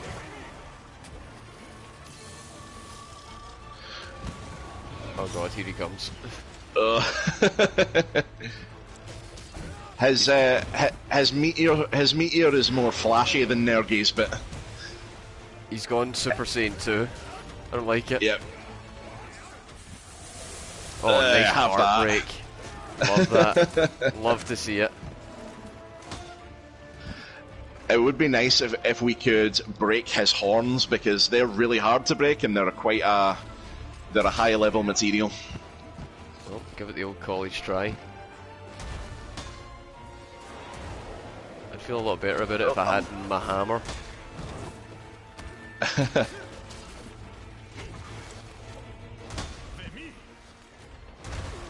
Oh. I'm trying to get into his face, but he's just put it up against a wall. Yeah, because he was trying to pin me against the wall. Naughty.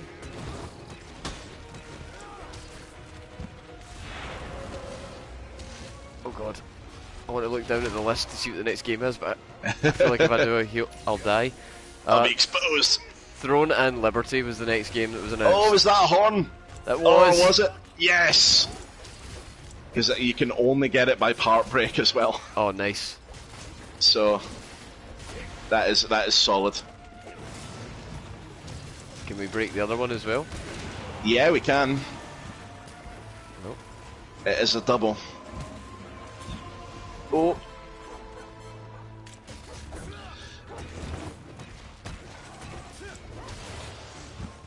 Oh god. I need to make sure I've got some better heals ready. So obviously you've said that he is somewhat derivative of Nergi, and I totally get that.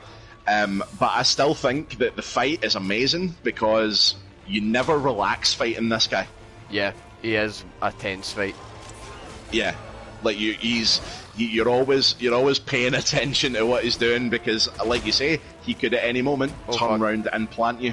He's about to heal you, dick. He clearly went to the same school of study as Zenogre did for capoeira.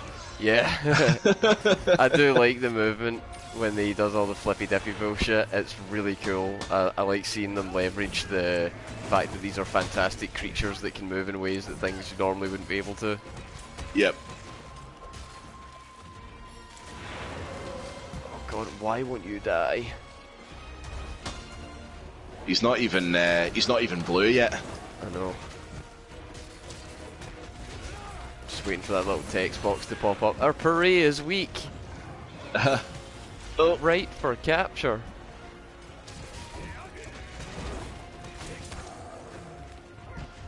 Still got an arm blade on the left that's intact. I'm gonna work on that. Alright. Still trying to get this face.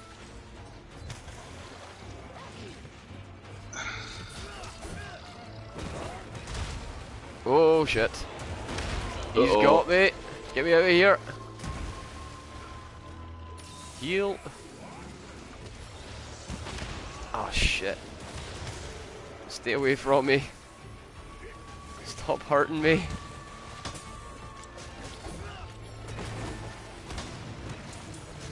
Get down. There we go, he's blue. Oh. Yeah, I see it now as well. Holy shit. Alright, so definitely time to not fuck around.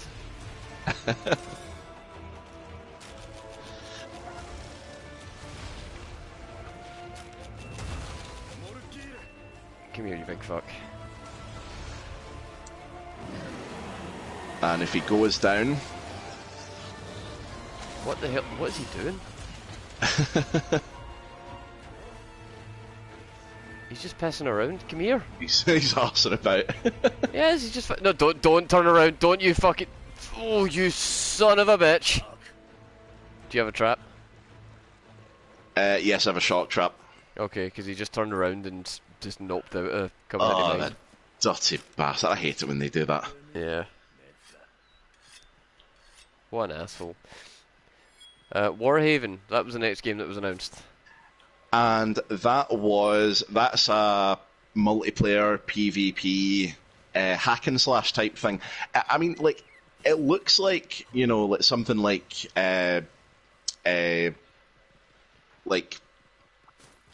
I want to say like Chivalry or For Honor, but it looks like it's got a bit of fantasy injected into it, and I think, you know, they usually end up better when you do that. Yeah, I mean, it's one of those games where if that's your genre and it got you excited, it'll probably be good, but it's not for me, so nothing really to say. Right, this way, Lumpy. Come on. Stop faffing about with those.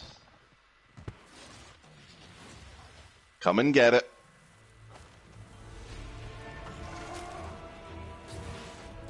Stop shooting balls at us. This is like come when close. you see... He's very wary, isn't he? Yeah, Jesus, it's like when you see wee bams and they're both standing at the opposite side of pavement shouting at each other. There but we actually making go. the move. Yes. Night night. Thank you. We almost triple carted on that one. We're going to need to start getting our act together, you know. Well, no, it was insurance, so it doesn't count.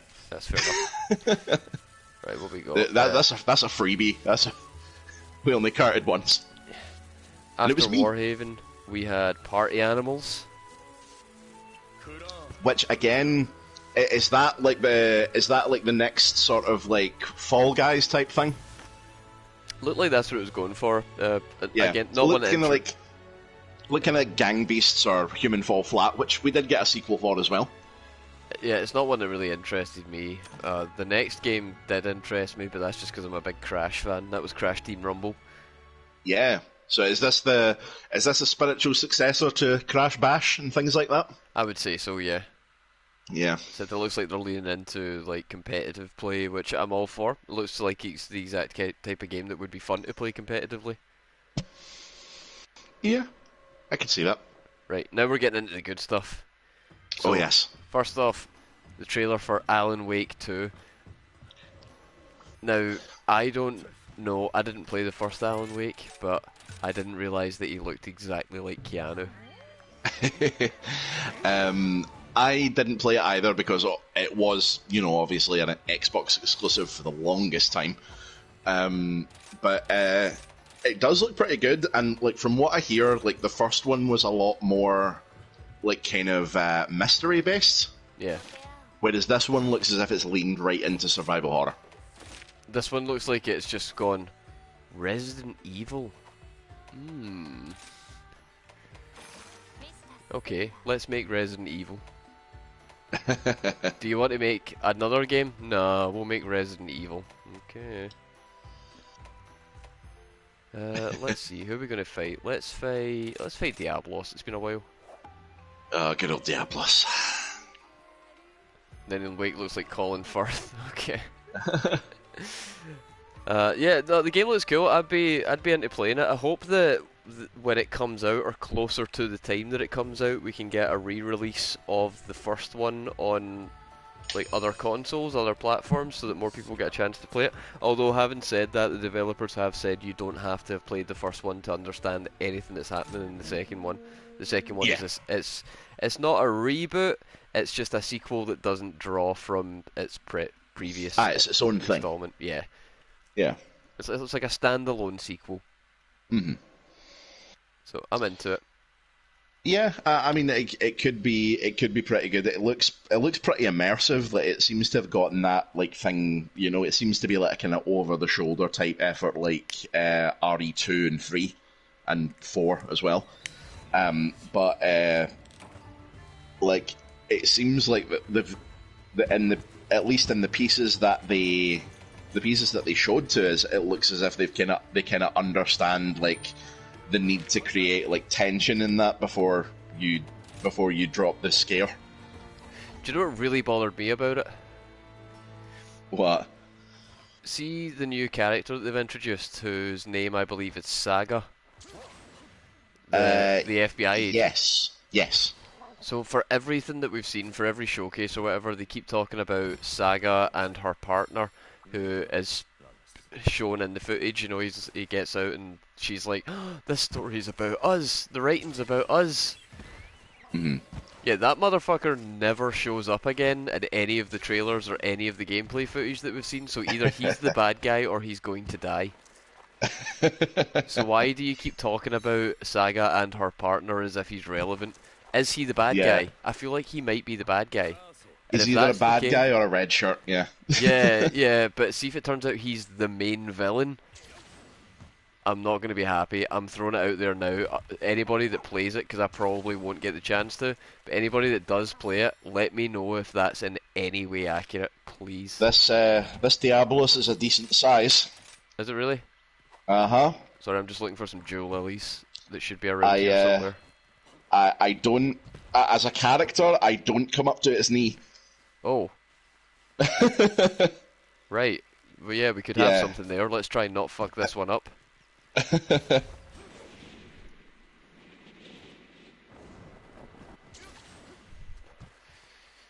I'm coming. I'm just doing it manual ways because I'm trying to pick up all the jewel lilies that I've not got thus far. Oh, and he's pissed. I'm coming! So after Alan Wake 2, a sequel to a game that looked cool the first time around. It looked very Gears of War-y, and this one looks like it's just gone fucking ham. Space Marine 2, hot damn, that looks good. 3-player co-op fun. Yeah, it looks fantastic, and I'm not like again like kind of admitting I'm not really part of that fan base. The Warhammer, I really love tabletop. And like I love the minis, but like for a game that's about that's in the Warhammer universe, I'm pretty excited about it.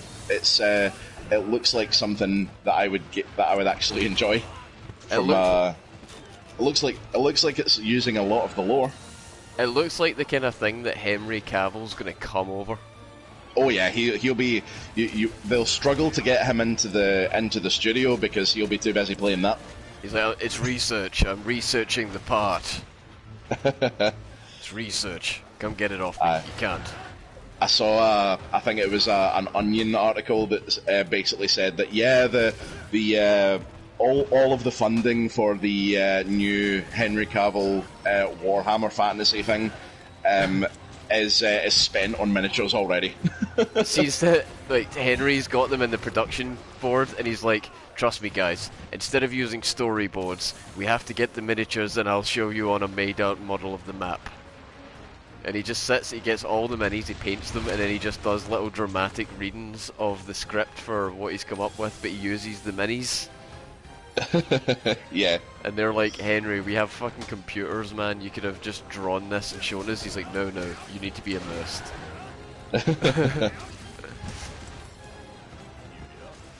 No, the game looked amazing, and there was parts of it that I was screaming at my TV going, why isn't Exoprimal like this? Yes, absolutely. Like, you saw those hordes and hordes of enemies all coming at you like one great big mass. Yeah, the Tyranids are great, and something about the game that the tabletop miniatures has never been able to achieve. Because of the colour palette that's generally associated with the Tyranids and the shape of them, whenever I see them in a box for the minis, I immediately think that is a xenomorph that is wearing Frieza's colours. They basically are, like, from what I understand. Like, a few of my friends like get together and play Kill Team, Yeah. which is the little like mini skirmish game that you can play with Warhammer, and they've basically said that the Tyranid's whole thing is to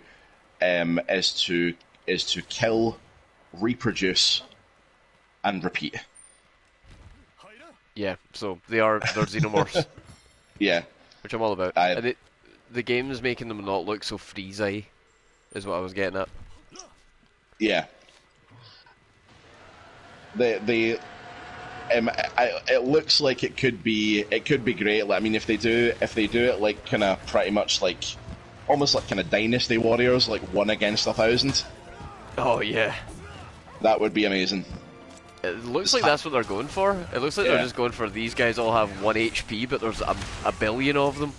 Deal with it. Oh, didn't like that one, did you? No, I'm seriously all for it. I cannot wait to play it. It looks like it's going to be a hell of a lot of fun. So bring on Space Marine 2, please. Space Marine 2 coming out in winter. So yeah, so by the end of the year. Well, by the end of the year, starting next year. Watch this space. If I manage to get it, I will stream it. And I will. Oh, the sand trap. I will fully expect Kino to be there with me. Yeah. I need somebody who knows the lore. Well, at least you've got a second, because it's 3-player, isn't it? Yeah. Maybe we'll get lucky and it'll go on PS Premium, and then we can play it as well. Oh, when we get our PS5, which hint hint might be soon, we will be upgrading to a higher tier, because it will be nice not to have to buy games very much anymore. Oh, I got the lore. I know you do. Oh, I know you do. Do you know what another stream I would love to do specifically with Kino? What's that? Resident Evil. Yeah. Anyone in particular? 2. 2 remake. Just because I need to play that more. I've got it on disc and then my disc drive stopped working, so I barely got a chance to play it. Oh yeah, shit.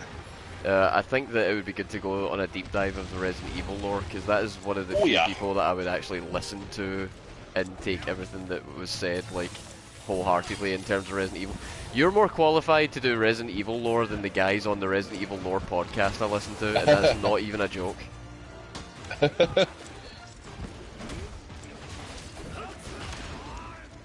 Goddamn. Right, so after Space Marine 2, we had Yes Your Grace Snowfall. I mean, this looked like a little kind of indie type thing, if I remember right. They can't all be winners. Yeah, it looks okay. It kind of looks like it's very much trying to like find its little niche in terms of like in terms of what it is. I'm gonna pause it. I'm gonna pause it a new terminology for this type of game to you. This is Bebop bait. Bebop bait. Oh no. Yeah, I think you're quite right. So again, not for moi. I don't have the resources to play games that I'm not going to play for like 400 hours at a time. So yeah, looked interesting though. What was after that? Oh, after that was John Carpenter's Toxic Commando. So weird, John Carpenter still about making games. And this was basically Left 4 Dead, was it not? Yeah, that's kind of where I was going with that. It looks very Left 4 Dead-y. I'm not sure if the Toxic in Toxic Commando implies that it's because there is like some sort of mutation that's going around that's causing all the monsters to show up, and it's toxic because there's a lot of like bile and pus and gore, or if it's toxic because the commandos in question are going to be a bunch of like 80s tropes. 80s dude bros. Yeah. Like, there's gonna be the dude with the bandana that's got a guitar and like a You son bandolier. of a bitch. Yeah. Come on, do it, kill me. Yeah, that kind of shit. Yeah. Which honestly, if it's done right, I'd be so for. Okay, let's Almudra on this guy. Right, while you're doing that, I'm gonna work on this tail.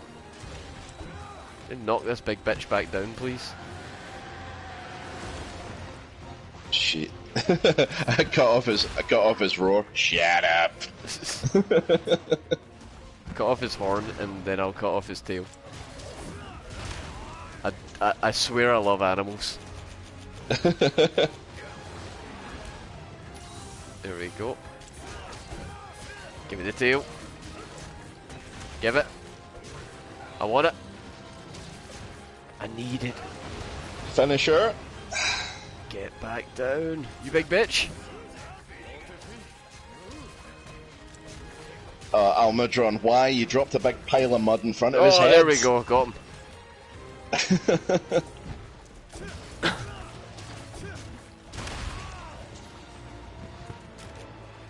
I did my part. I'm doing my part. Oh, is he stuck? Oh, yes.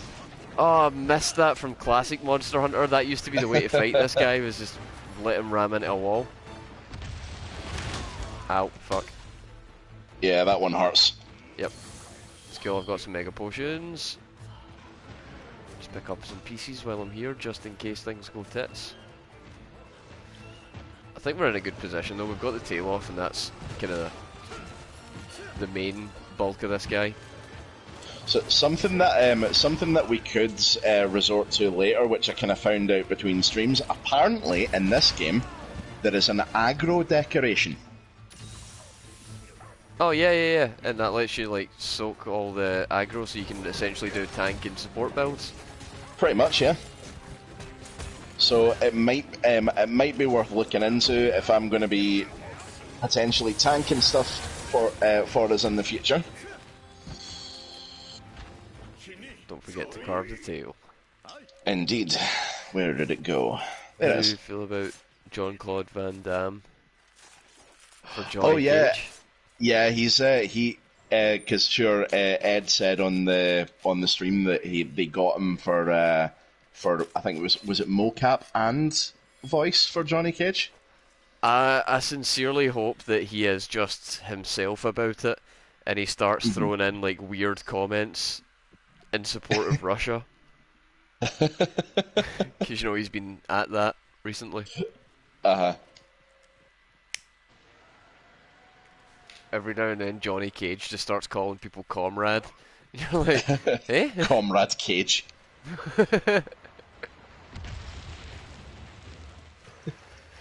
He's still got the accent, but he's like, Comrade Blade, nice to see you. And she's like, what? And he's like, Sonia. I said Sonia. Sonia, check out. I know that I'm famous for like punching guys in the dick, but I'm thinking for Mortal Kombat this time round I'm going to try some weapons. I got this hammer and sickle. What do you think? I'm opening up a new vodka line.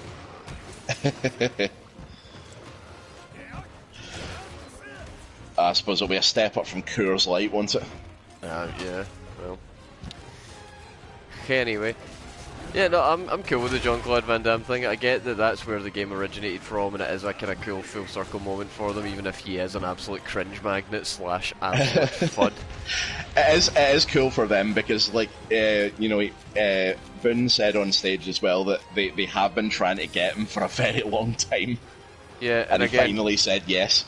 Cringe factory of a guy, but whatever, man. It makes Ed happy, and if Ed's happy, we'll get a better game. Yep. Do you know what? I quite like Ed Boon, so he's allowed to have happiness. He's on the opposite end of the spectrum from someone, let's say, Todd Howard. Bobby Kotick. Bobby Caustic. Because he's so toxic. Not his work environment, no, that's not in any way toxic. No, sir. Oh, no, not at all. No. No. we never had one ever. No, no, not even once. We investigated it ourselves and we found ourselves innocent, bro. Like, don't worry about it. Source, trust me. Do you know that there was a thing? I don't know if you saw it. Like quite a few years ago, there was a thing that Bobby went public and said that he really doesn't like the pictures where people Photoshop devil horns onto his head, and this is because that it wreaks havoc on his dating life because the people he goes on dates with look him up and find out he's a contemptible cunt.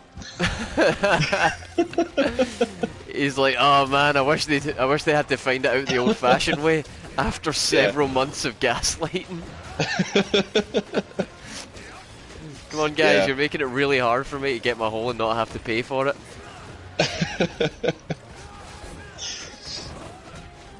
Yeah, so yeah, being compared to literal Satan will probably play havoc with your dating life, yeah.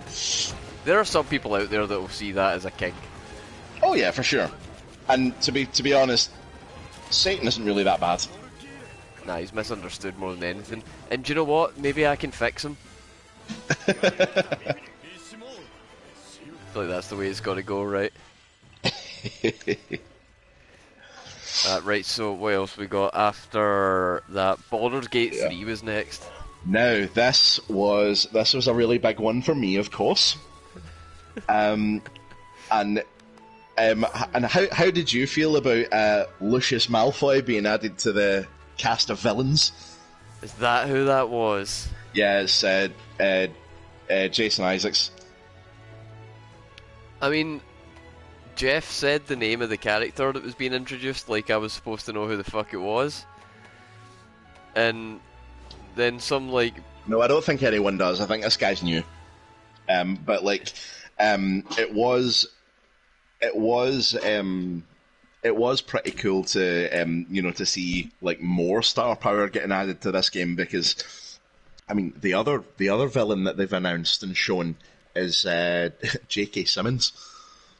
See, that's cool, but this guy that they showed off this time, I don't know if it was the character model or if it's just, like, that actual bit of footage that they showed off, but he seems like the kind of guy that has... let me put a fine point on this. He seems like the kind of guy that has wooden flooring in his room and he uses it as an ashtray. Like, he looks like the kind of guy that thinks Pete Doherty is a legend. Right. You know what I mean?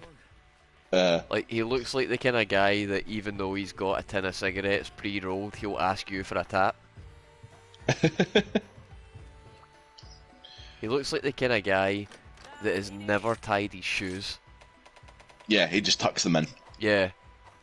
He looks like the kind of guy... I'm going to keep going with this as long as I can.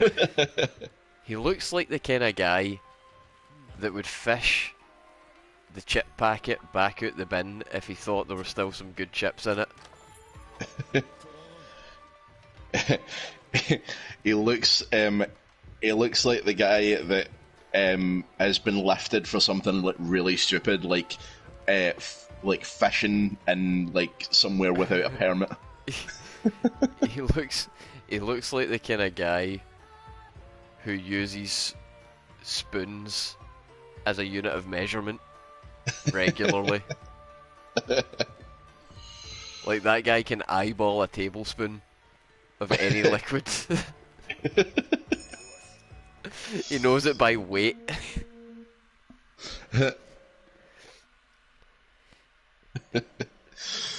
Ah, man. He looks like the kind of guy who would choose a dog based on the size of its testicles. I'll get balls in that. Like, I want my dog to have big fucking swinging nuts. Just so everybody at the park knows that I'm hard. The dog's nuts make you what? No. Oh, for fuck's sake. So anyway, you know what I mean though? He just looks jakey as fuck, is what I'm getting at. He looks like the kind of guy who has a baby shambles tattoo. Oh god. He looks like the kind of guy who looks at Joker and Harley's relationship as goals. Oh god, yeah. Which, by the way, if you do, that is a horrible toxic relationship, and what is wrong with you? He looks like the kind of guy who, for Valentine's Day, would get his girlfriend a suicide pact.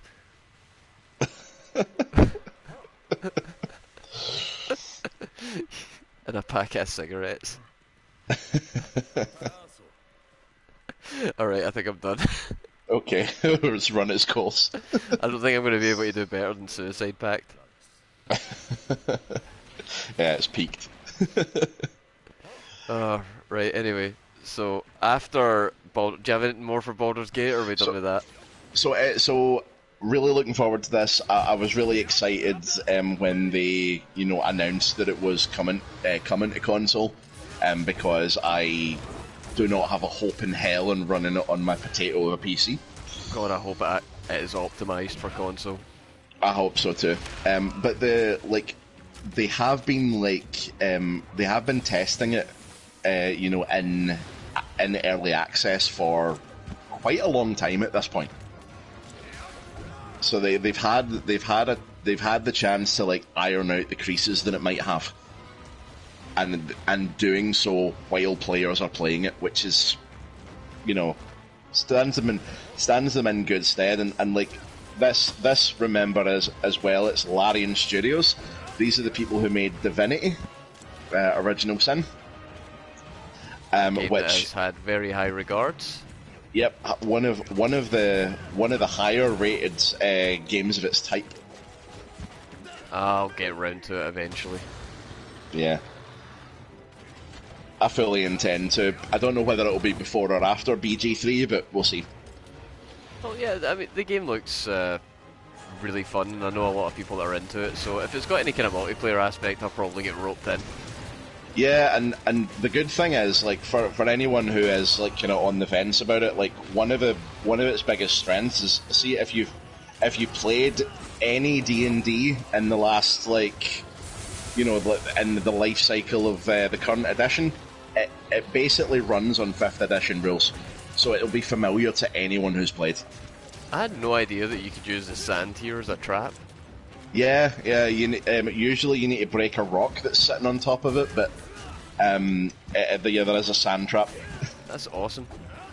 I think you can capture monsters in it as well, like if you tranquilize them in it. Oh, here we go. Diablos. I'll just get back on that tail then. So after BG3, we had a release date reveal for Spider-Man. Yeah, and we had already, of course, seen a good section of Spider-Man at the PlayStation showcase. Yeah. But it does look fantastic, and Insomniac Games showing that they really understand Spider-Man again. However, they have said that they're going to deviate from the source material quite considerably. They're going to tell some stories that are unique to their world, that are... It's going to change up some stuff. And the first big confirmation we had is that Eddie Brock is not Venom in this continuity. Yeah.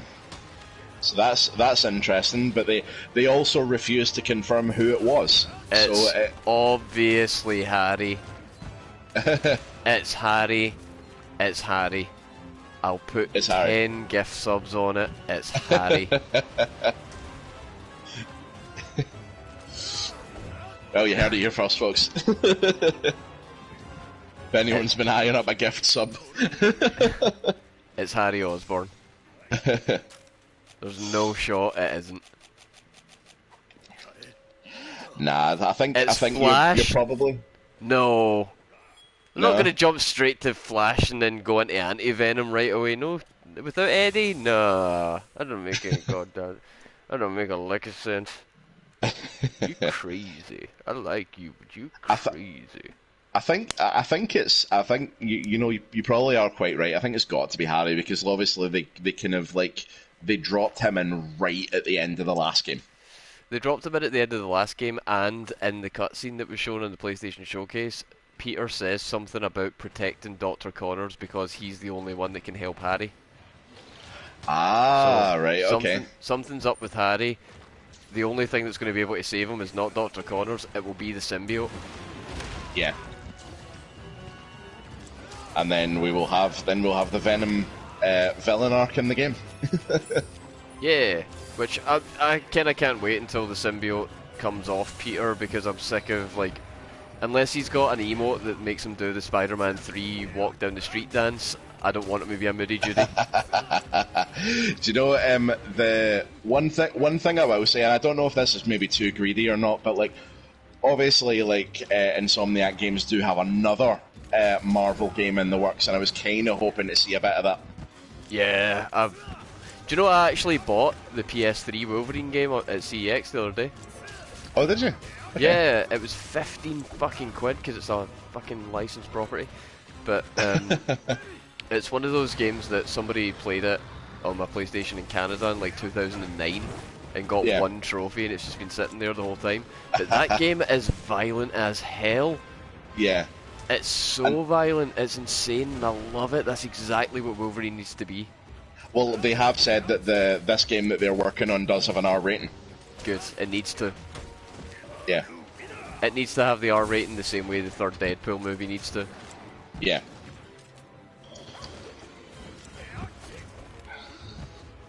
Right, so after Spider-Man, we got Pal World.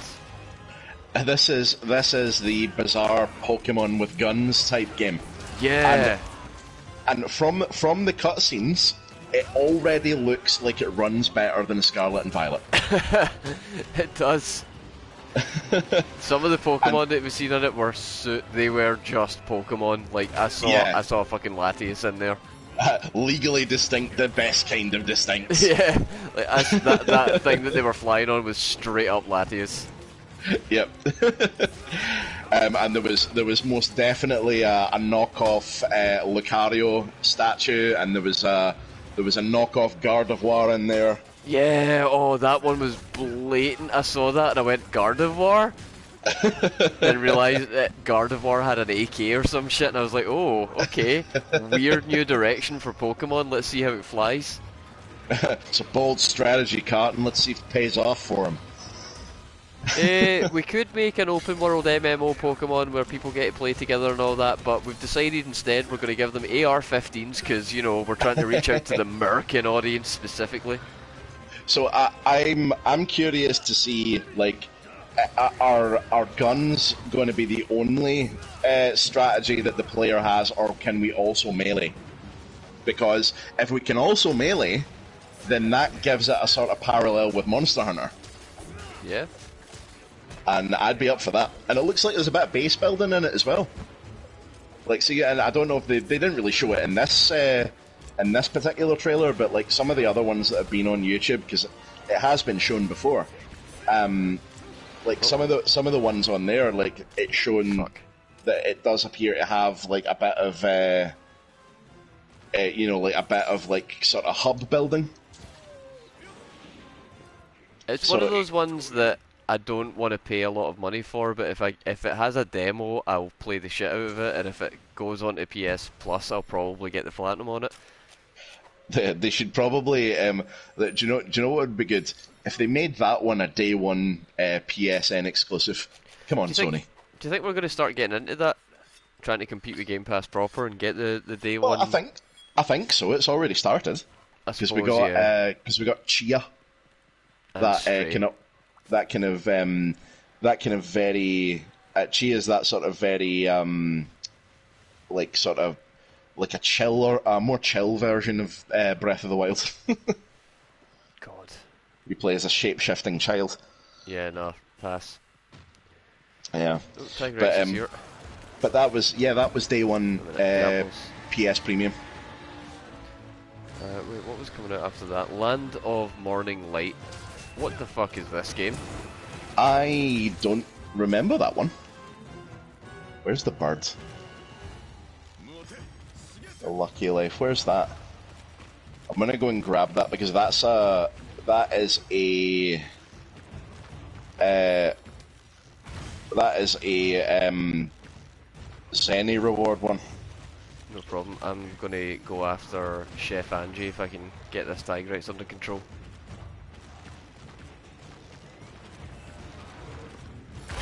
There we go. You get your stinking Kahoot arse back here. If you see the Felicro anywhere, let me know. I need a picture of that one. Alright, nice. That's one of the best ones to get, actually, because it gives you additional park rewards. Oh, nice. Well, yeah, if you see that anywhere, let me know. Around the map. Fuck this.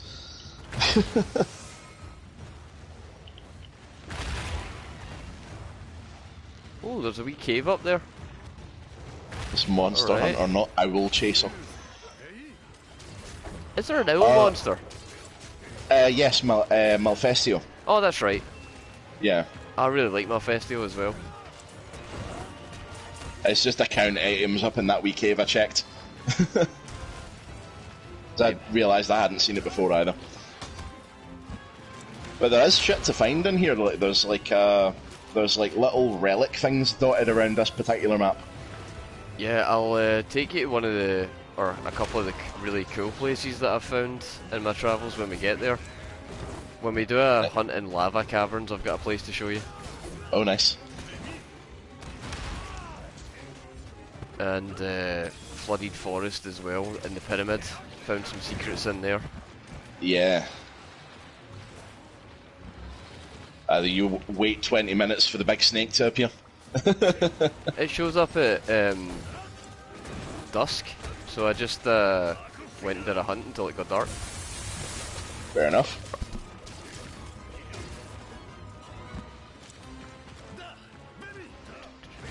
I've been doing this thing where, you know, in your hunting log you can select what the picture is that it displays for the entry. Yeah. Yeah, so every time I get a picture of one I change it to that picture so I know exactly what I'm looking for. But there's still some stuff that I've not even found yet.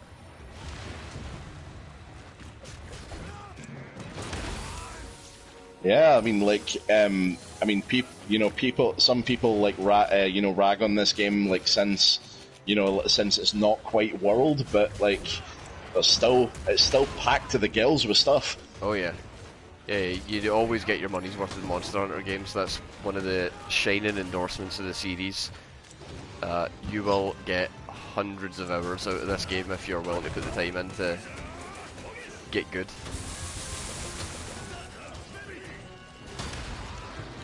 Hey Beebs. Hey. Right, what we got after Land of Oh, there. Okay, here's one for you. Okay. So, Game of the Year contender Gollum just came out. Oh god. With its stunning graphics, revolutionary gameplay, the AI that is frightening people with how smart it is. Just truly a work of art. It might even be awarded for like an Oscar for its cinematic brilliance as well. So, so obviously, by the sounds of things, we are then on to, is this the Dwarves of Moria? It is, yeah. And, do you know, I actually think this game could be quite fun, because it appears to be an exploration mining game. It actually seems like it might be good. It's co-op, and and like, we have seen evidence that co-op dwarven games do work, because that Deep Rock Galactic was apparently pretty decent. Yeah, it's mega grind, but very well received. People like that game a lot, so I honestly think it could be a lot of fun. As long as it's not being made by the same guys that do Gollum, we should be good. Yeah. So I with Gollum, it's the fact that you did tell me like they are getting to make other games after that. They got given 200 million by the German government to make a sequel to Gollum. Oh god. Yeah, because you know Germany has like a really supportive government when it comes to the arts, That's why Uwe Boll's allowed to make movies, because he just claims them all back as a tax write-off. Yeah. So like, the same thing appears to apply to game studios as well, even if you put out a game that is only just qualified to be called a game.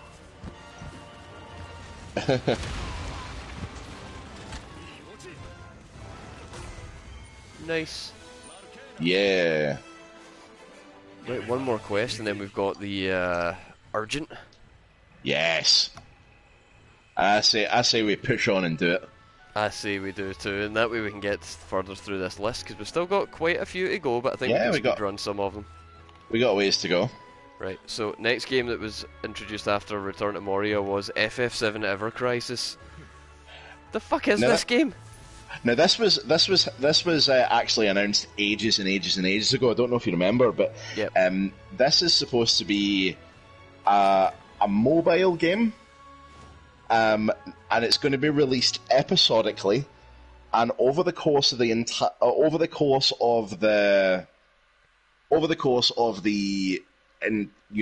entirety of Ever Crisis, when it runs its entire course.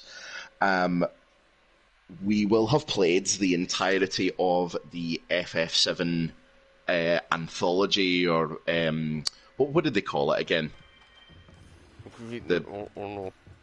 They called it something. The FF7 expanded universe. It did have a name. I can't remember what it was. The unnecessary sequels, prequels, and spin-offs catalogue. Yeah. But yeah, like I think that it has the chance to do well, but I think they should probably put it on a console as well. Yeah, probably. I just don't know. I just really don't get it. I really don't. But you know what? If this is what they're giving us, the intro cutscene that they used was bizarre. Yeah, and it seems like they're hinting that they're going to be releasing new stuff as well. And to be like, in a sense, like I get it, because it was clear that they wanted to do a lot of that with FF7 First Soldier, that terrible Fortnite type game that we got for FF7. Yeah, which did not last. But like it seemed like they wanted to do more with that, particularly with Sephiroth, and with that trailer like starting saying we still don't know Sephiroth. I mean, to an extent that's true. We haven't seen like what made him a hero. Like, he's always been told that, yeah, he was a hero of the Wutai War. But why, though? I mean, oh, it's so hard to talk about this without spoilers for anybody that's hype about Rebirth, so I'll try my best to speak to you about it in code. Knowing what we know about Sephiroth and his mindset in Final Fantasy VII, do we need to know Sephiroth during his hero days? Do you know what? And this is like kind of one of these things that you've heard me talk about it before. I get super animated about this kind of thing. I think it's fine to leave a little mystery. I think it's fine for a villain to just be a villain. We don't need to explain we don't need to explain tragedy into everything, and how he became the way he is. And like well, I'll get, the archetypical example is you've not seen, admittedly you've not seen much Disney films, but you know from Kingdom Hearts about Maleficent from Sleeping Beauty. Maleficent, yes. Yeah, and in Sleeping Beauty, she is like a really imposing figure, in animated form. And they tried to do a live action one with Angelina Jolie. In fact, I think they did two. they essentially tried to explain away Maleficent, and it was like basically they basically made her into a victim for a little bit. Yeah, I remember this. Oh, there's a question mark in the map. What is this monster selection? Where is the question mark? Just because I can see all three. Oh dear. Right. Okay. If you want to go and see what that is, then yeah. Okay. Okay. What is it? It's. I was going. Well, put it this way. I was just about to say, what the fuck is this selection of monsters we've got? Encouraging. All right. It's just behind this corner. What is it? Jesus. It's not here. I believe it is up on the ledge. Ah. Okay. But it is moving, I think. Yeah, he coming. Mystery monster. The fuck is you? Nope. Nope. You can just remain a mystery. Did you see it? Yeah. Uh-huh. Nope. Yeah, it's a bad time. He will probably interrupt us at some point. Fucking incredible. What's riding that like? Oh. Power-inducing. Right. Oh, that's a big Almudron. God damn. Yeah, he's very big. That's a big old mud puppy. Look at him go. I love this thing. Yeah, you said that this was another one of your favourites from this game. I'd like something like this as a pet, just a big, like, slithery, muddy nonsense boy. I have a friend who bought, like, a burrowing salamander. Right. And he saw it, basically he saw it once when he bought it and put it in his terrarium at home. And then it burrowed into the mud. He would leave it food, and the food would disappear, so he knew it was alive. And then the food eventually stopped being taken. And the next time he saw it, it was no longer alive. That sounds awfully like what owning a gecko's like. Yeah, because they just spend half their time hiding in foliage, don't they? Yeah, pretty much. Like, if you've got a happy gecko, you probably not see it for several months at a time, because it's just hiding and coming out to eat its food in private.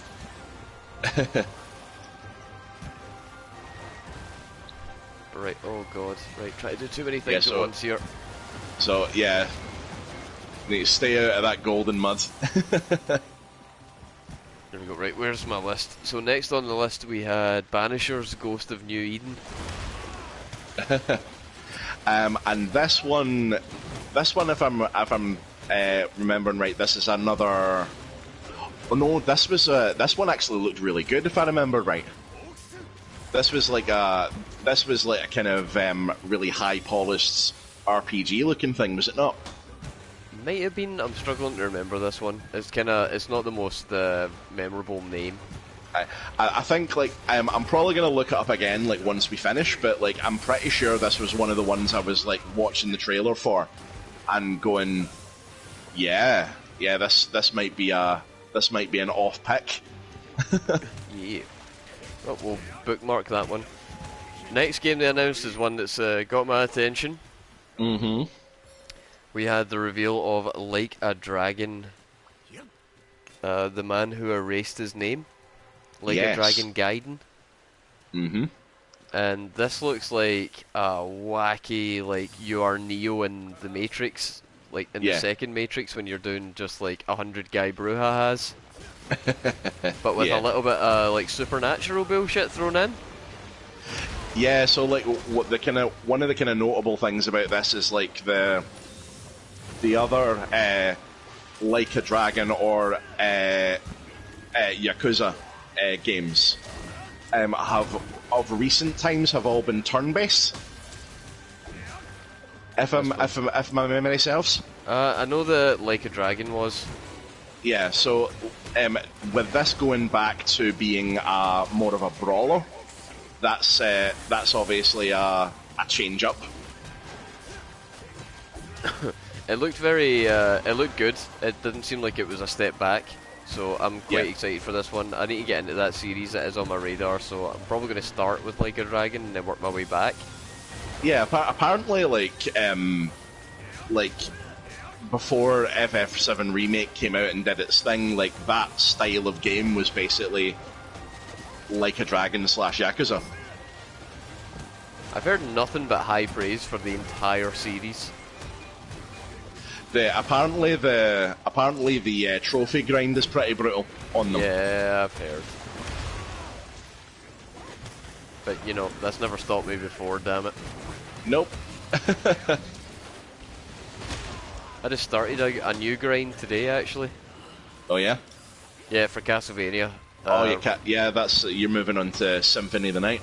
Yeah, I did Rondo one I love that game. I have Symphony of the Night on my phone. That's when you know it's real.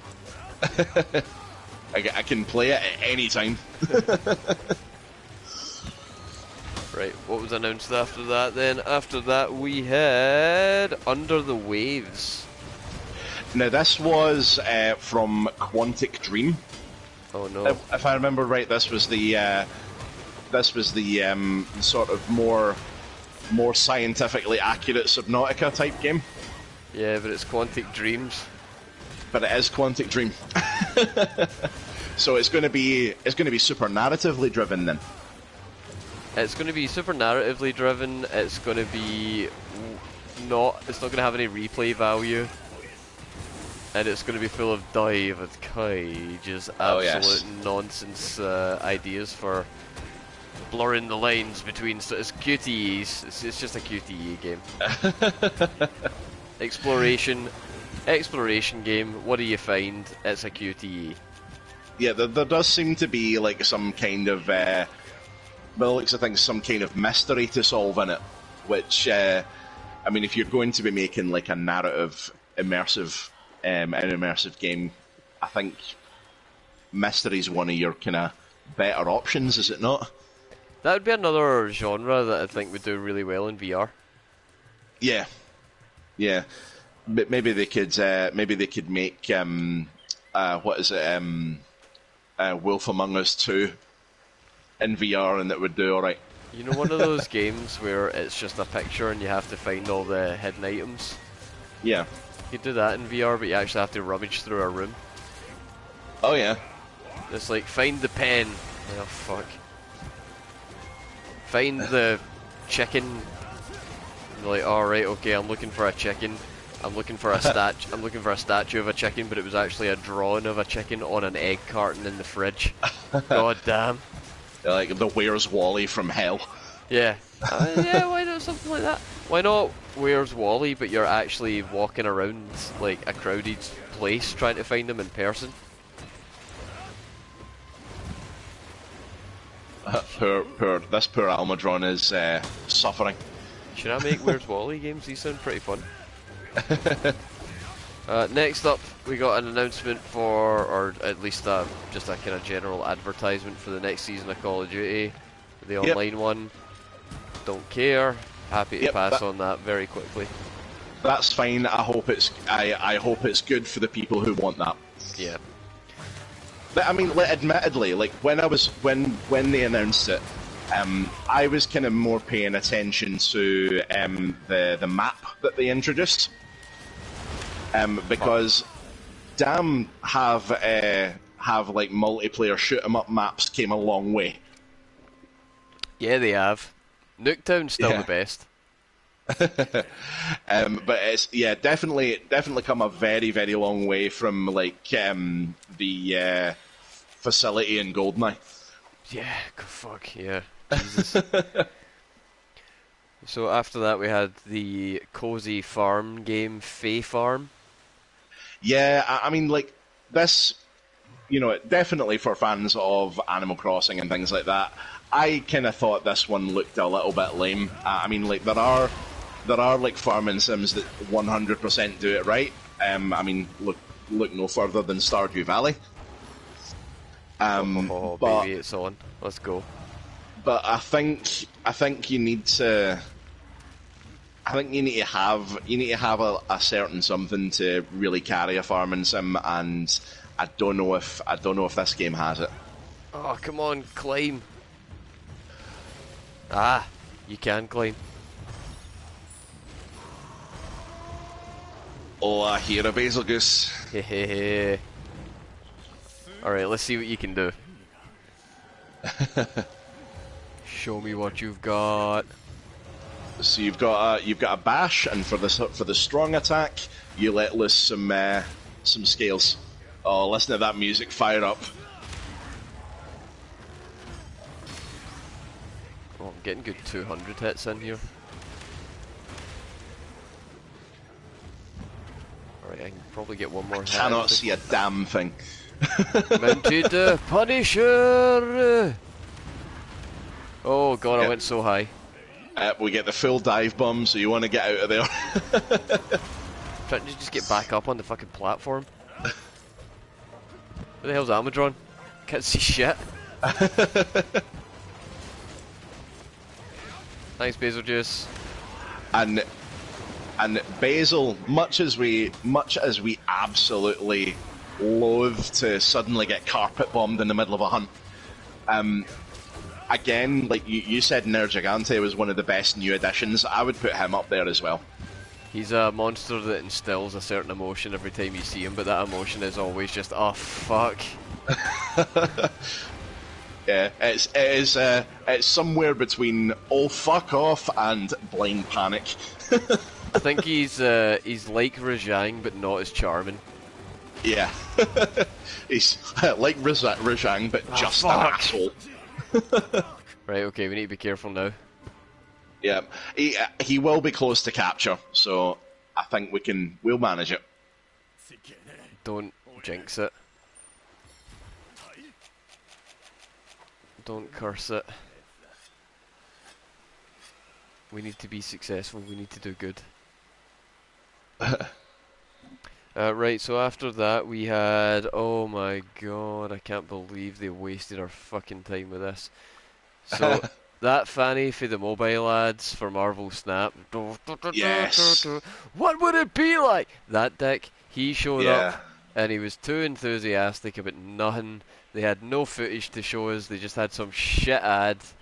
It was an absolute waste of time. What the fuck was all that? I mean, he gets points for enthusiasm, sure, but like that's kind of all they've got there. Is that dude's enthusiasm. Yep.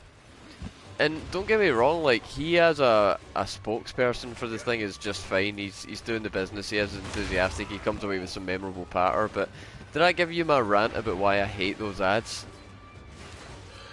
No, actually. Right. Let's do it. Do you get the Marvel Snap ads? I do, yes. Right. I get them a lot, because my targeted market knows that I'm a sucker for mobile games. So, yeah, I'm sitting listening to them, and it just dawned on me the other day, I've really hated those ads for a long time, and I've not known why, and I was finally able to put a fine point on what it is about them that pisses me off.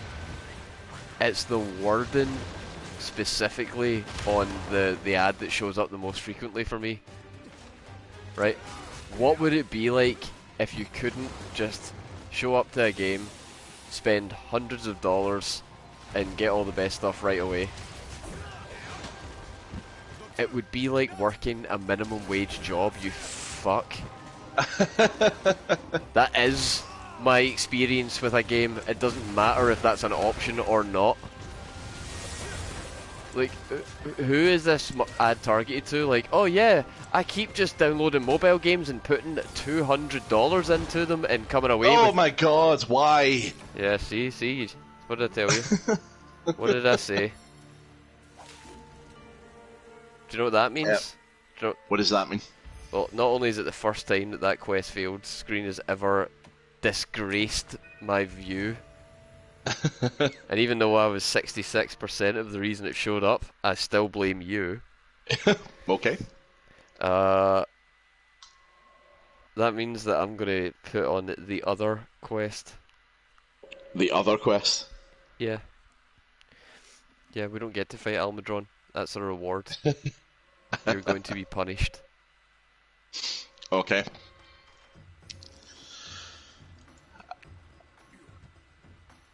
Sorry, I'm just my phone died, so I'm just getting the stream chat back up. Right, optional. Oops, didn't need to choose that.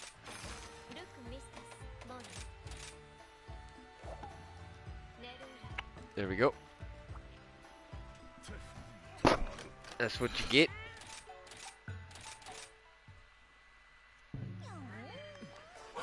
Oh, Rajang. Okay. Okay.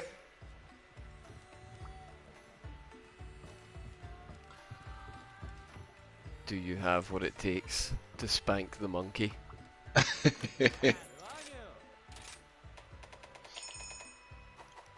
Spanking the monkey on stream, it's not Valentine's Day. Have you seen the new ape that we have in the DLC? No. Oh my, he's quite something. Awesome. Look forward to it. After Marvel Snap, we had King Arthur Legends Rise. And this is a shitty live service game as far as I'm aware. Yeah, it was also one of the first games outside of Marvel Snap. It was the first game to show up without any kind of gameplay. Just a purely CG trailer. Mm-hmm. So, not great, we're really in the dregs now. Wayfinder, that was another one that didn't have any gameplay footage to go with it. No release date, no interest in that. No, thank you. Yep, Stellaris Nexus. That was that not like a strategy game? And was this not the one that was a strategy game? And they said, yeah, you can do like a strategy, a full grand strategy experience in about an hour. Yeah. Is that this one? Yeah, very bizarre. I Yeah. think I'll just stick to my XCOMs, thank you. Mm-hmm. Space Trash Scavenger was next. That looks like kind of Subnautica-ish fun. Yeah, wholesome fun. Yep. If it goes free, I'll maybe give it a shot. And then after that, we had the reveal of Star Trek Infinite. Apparently, we'll get more information on Picard Day. Yes. I didn't know there was a Picard Day. Neither did I. And now we know. I wonder if after the Picard TV show came out, they regretted that. Yeah, it was kind of a bit lukewarm in reception, wasn't it? Yeah, speaking of lukewarm in reception, the next thing that they revealed is, I don't know what Also I think about it. Yeah, I really don't know what I think about it. Okay. And this is? This was the reveal of Peacock TV's exclusive adaptation of the Twisted Metal series as a TV show. Oh yeah, yeah. This I wasn't really sure what they were. I wasn't really sure about this one either, and it was purely for one reason above any other, and that is it wasn't really apparent what tone they were going for with it. Yeah, it was like a horror comedy. Yeah, because it was like really intense to begin with. And then all of a sudden it was like they were like laughing and joking and dancing with each other. Singing the thong song. Yeah. Yeah, very tonally confusing. But do you know what bothered me about it right off the bat? They're introducing it as, Anthony Mackie's character and Sweet Tooth. Yeah. Sweet Tooth, the name of his truck? That character is called Needles Kane. Alright. I'm not even a big Twisted Metal fan, but like, Sweet Tooth the truck? Yeah. Do you think that's where we're going with it? We're just doing car names, not people names. Everybody thinks he is Sweet Tooth, so we'll just call him Sweet Tooth. It's like, no, his name's Needles. The Kane family are actually quite pivotal to the overall narrative of Twisted Metal between the whole series. So like, if you don't refer to him by his family name, you're kind of missing out on any of the, like his dad coming back being a major plot point. I kind of did like a lore catch-up thing to see what Twisted Metal's actually about recently, and retained some of the information, it seems. Oh, hello. Oh, an actual turf war? Holy shit. Oh, Oh my god. Oh my god, Unga, Bunga. Oh, Jesus. The best turf war I've ever seen, and this was one that happened kind of just the other day. The best one I've seen in this game so far was between Kushala and Magnamalo. Oh, that will be good. Yeah. Is it only Elder Dragons that do turf wars? No. There are various turf wars. They're not like I don't think they're as common as in as they were in World.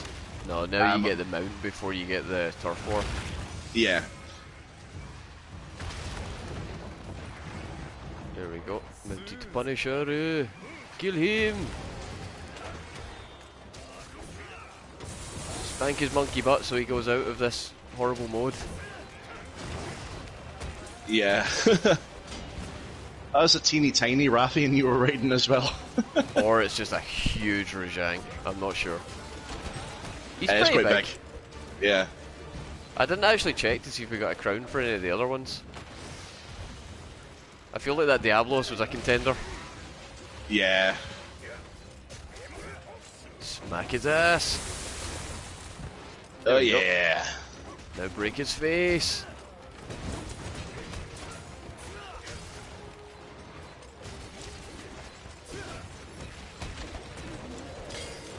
Oh god, back to this, are we?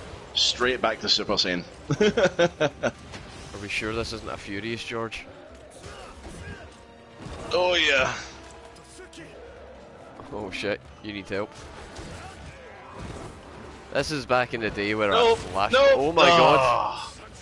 It came up to finish me. Did you not have any wire bugs? I had nothing. Oh no.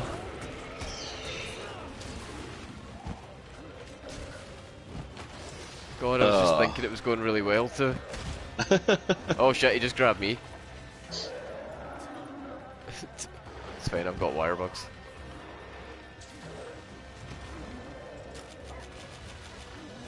Holy shit, it's scary when he does that.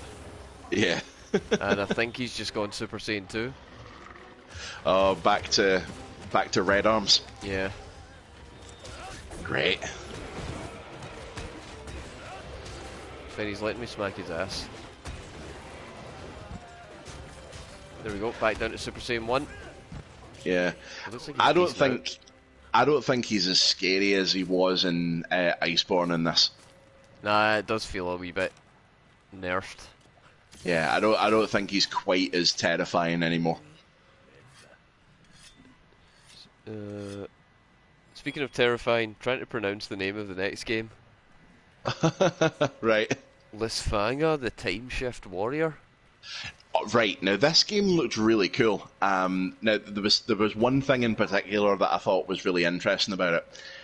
So did you pick up on the kind of core mechanic? No. So basically, what this game does is it kinda runs entirely off of ghost data. So basically, if it's a Diablo-like game, but if you get through it a little bit and you die, the next time you load in,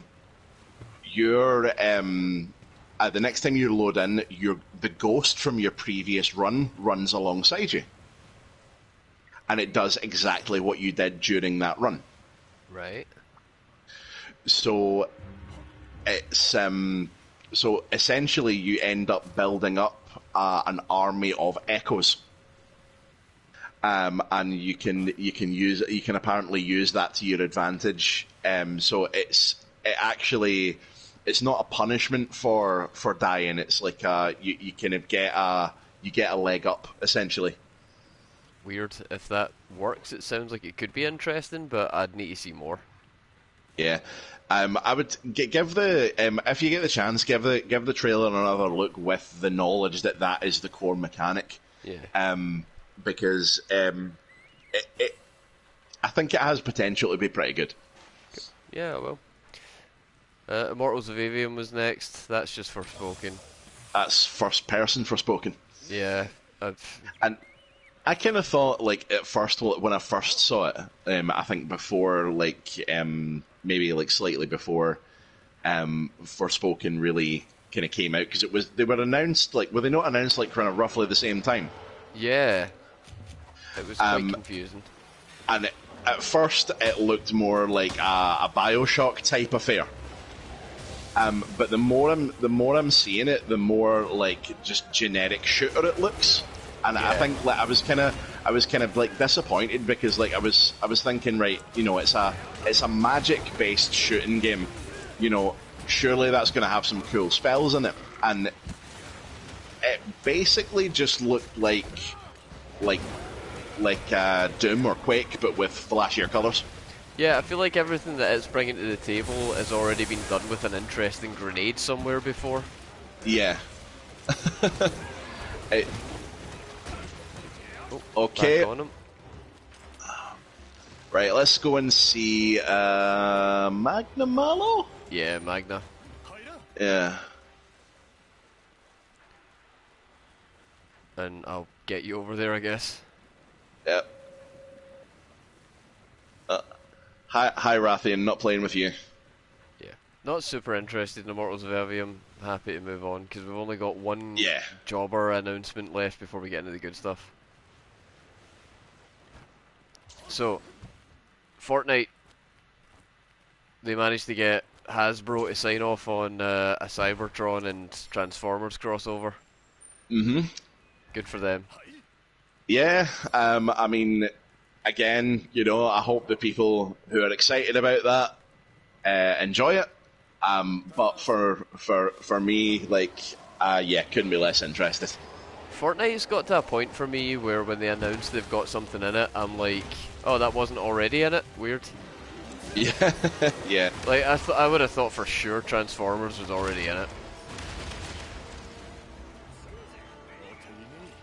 There we go, that's a nice thorough beating for Rajang there. Yeah, that's a meaty bit of damage, and it's letting me get some good slaps in it, the old monkey booty. Let me clap those monkey cheeks. That is the way to go, because if we can break his tail, that he will come out of this form. Yes. That was the old trick with a hammer, just depending on what mode he was in, face or ass. Obviously you would want to slap the booty so that you could get the, slap the face so you could get the horn break, but sometimes that's just not possible. Although it looks like we've broken one of his horns. We have. Hey! Now let's break the other one.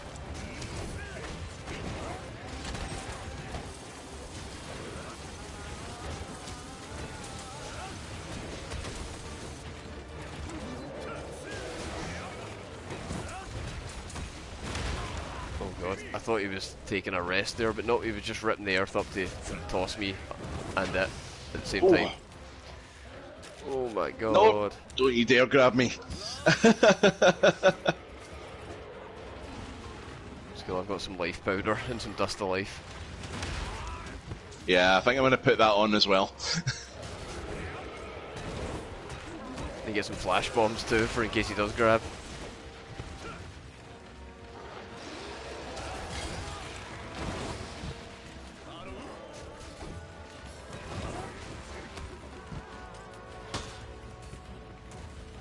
Oh shit, Rathian's here.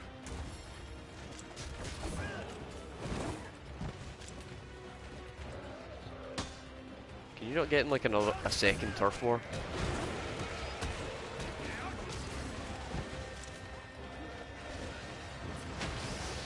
Kinda, yeah.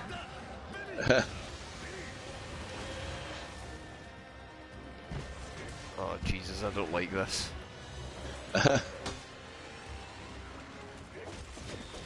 I really don't like this. Yeah, go away, thanks. I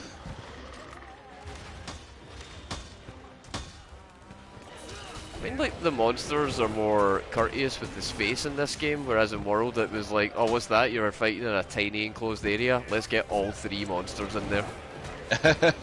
Yeah. Let's simulate the arena. Oh. No.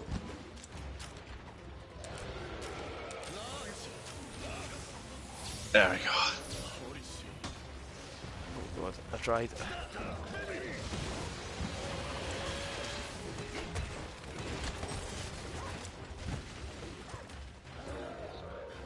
Alright, should we get on to the big one then?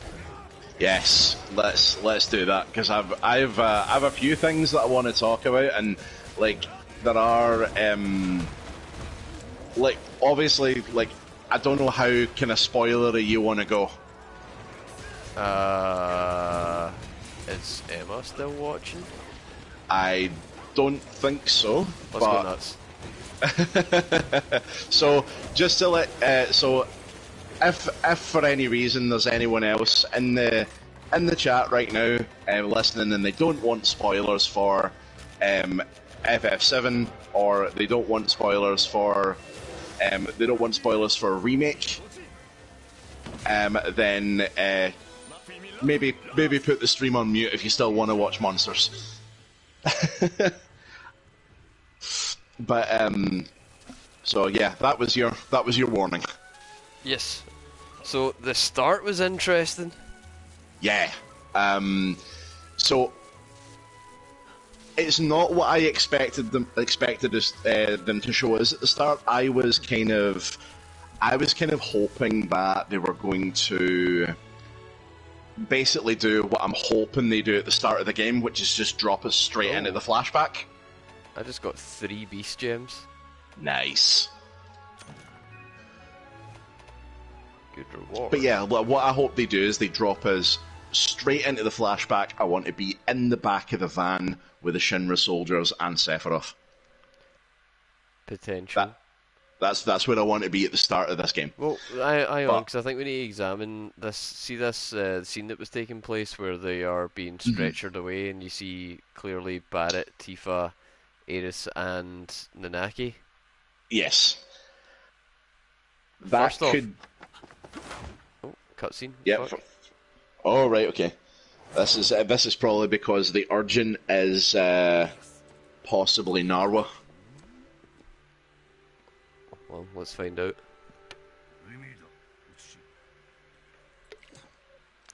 But yeah, like I think I think what was implied there, or at least one of the things that was implied there, was like Shinra are continuing to do like kind of cover-ups, because they basically just made it. If it was indeed them that was orchestrating that, they've basically paraded around dolls of them to basically make them look dead. Oh, do you think that's what's happening? I think that's what's happening. I think Shinra is trying to spin the narrative again, and instead of having the terrorists, get away, they're going to make it look like they've killed them in their escape.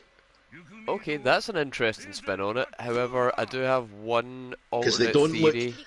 Because when they're carting them off, they don't look like real bodies. That was the other thing. Like, they look a bit doll-like. If you look at the features, they do look like a bit mannequin. No, I can totally see that now that you've said it, but I do have, again, one counter theory and one kind of question for your theory that, if you can answer, makes yours better than mine. Okay. But I noticed that there was a distinct lack of Cloud. Right? Yeah.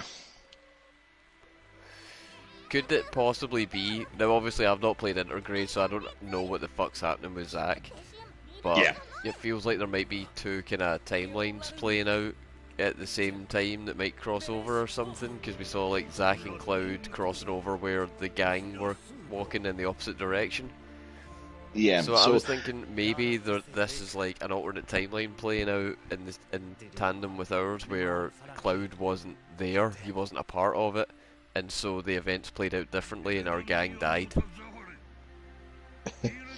So there is potential there. I mean, there are some other things that obviously like we need to talk about towards the end of the trailer, which can imply multiple timelines as well.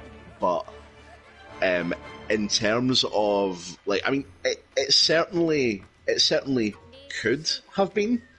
And this is just another branching of the path where like the gang didn't make it. Maybe only Cloud did. But I want to. I'll obviously get into. I'll obviously get into the like the kind of other alternate timeline stuff towards the end, because obviously that's a bit of a revelation to talk about. Yeah. But yeah, no, I was getting more of a sense of like this is the other side of things where like Cloud wasn't part of the gang, so things didn't go well. Like clearly the run on Shinra still took place because Nanaki's there, but the guys got caught up in the explosion or whatever, I guess because Cloud wasn't there to tank Airbuster. Yeah, could have been. Like I say, I would say I'm still kind of more in the camp that I was in, because as soon as I saw it, I was kind of like, right, that was like kind of what came to my mind instantly was like Shinra cover up. It's the way Tifa's arm falls. Yeah, it just didn't look normal. Coral Palace, this is new. Yeah, so this is the boss arena type thing. Pretty. Yeah. It's some of the endemic life I've not encountered as. Could be. Well, I don't know if there really is any endemic life in here, because it is essentially just an arena. It's like the Isle of Origin in Iceborne, where you fight what's his face? Yeah, or Shrade when you fight Vitalis. Yeah. Yeah, so next things that we see in the trailer. Ooh, that thing's cool. Yeah, so this is the counterpart to Ibushi. Much kind of a lot of similar movements, but we're going to have the advantage of she'll raise platforms that have ballistas on them. And we can jump on to deal some damage. When she's surrounded by rocks, if we shoot her, then we'll do like 300 damage a time. Nice.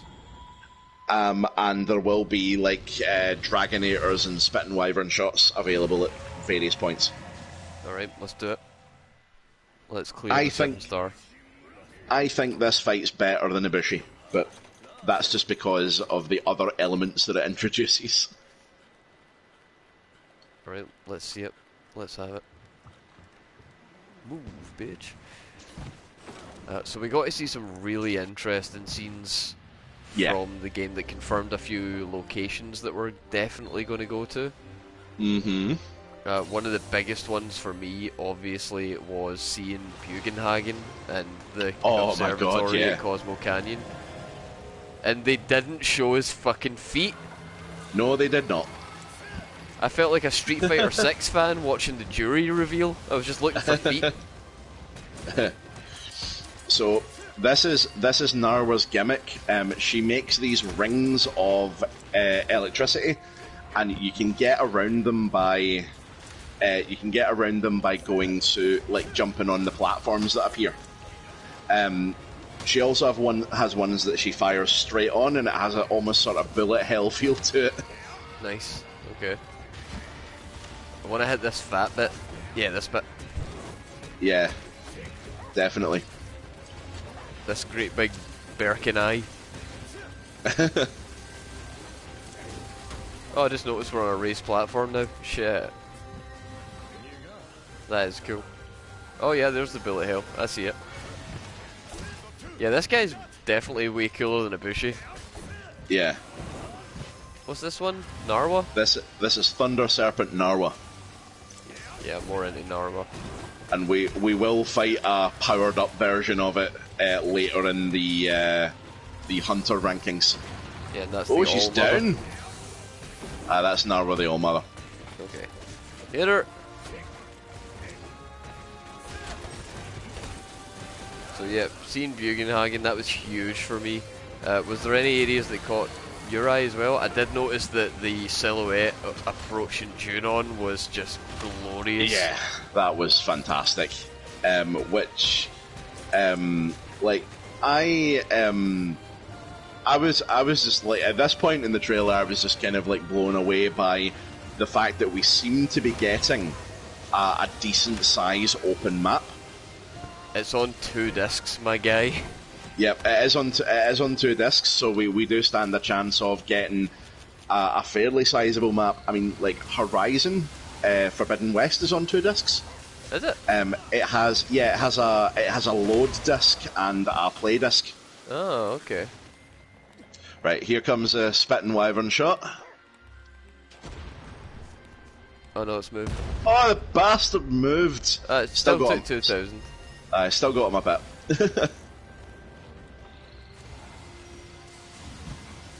God, the stun on that is brutal. What is it doing now? The fuck is all this?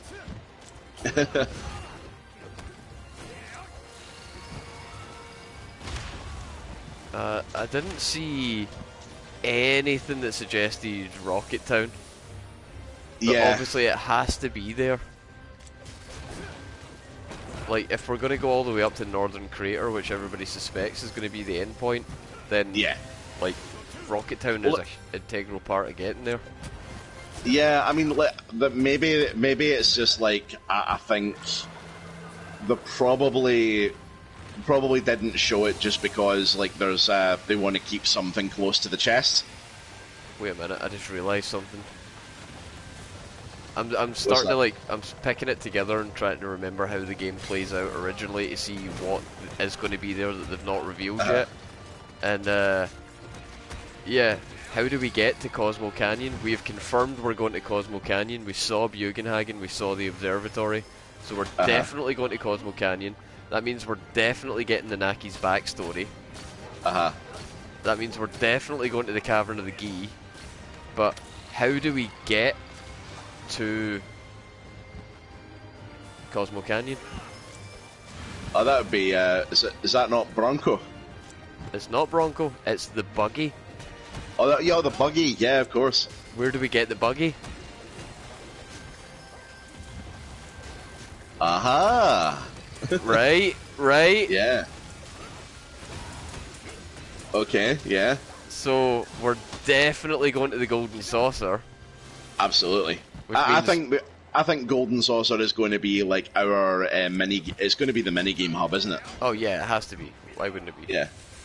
Yeah. But it is also going to be the place where we meet another one of the major players that's already been shown in the game at this point. He was in the first one, very briefly at the end. Ah, yes, Kate Sith. Yeah. But we're also... That also means that we're going to get stuff like... well, Dio and his Speedos. That's going to be incredible. We're going to have the creepy hotel, which I'm really excited to see.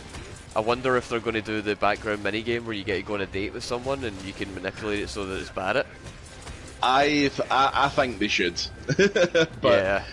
I don't know. They might. Who knows? Maybe they'll like change it up like they did with Honeybee. God, I hope so. They'll make more of a mini game out of it. I want Andrea Rodea to come back. Well, one thing we've had mentioned about Golden Saucer so far is that there are apparently shows there. Oh. So, and it's apparently a show that Jesse starred in. That's true. I forgot we've already had, like, mention of the Golden Saucer. We have.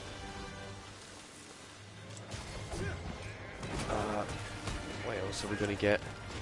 So that means we're definitely going to get the buggy, we're definitely going to go do all the Dio bullshit, we're definitely going to have to get the... Go to Junon and march in the parade and go to Costa del Sol. Oh, Costa del Sol, that's right. Yeah, because the Genova that we saw in the trailer, that's the one on the boat. It is. And that means that we are definitely going to get the answer to what are they going to do with Nanaki. Are they going to dress him up like a sailor? Yeah. And we're going to get Sailor Barrett. Yep. Oh, God. I'm so excited. Which is, are they going to make that a thirst trap? Oh, yeah, they have to. He has to be bursting out of that shit like Terry Crews style. Yeah. If there is not, like, definite, like button strain, then they're not doing it right. I want an occasional like see when we're doing like we're walking around the boat and Barrett's in your party.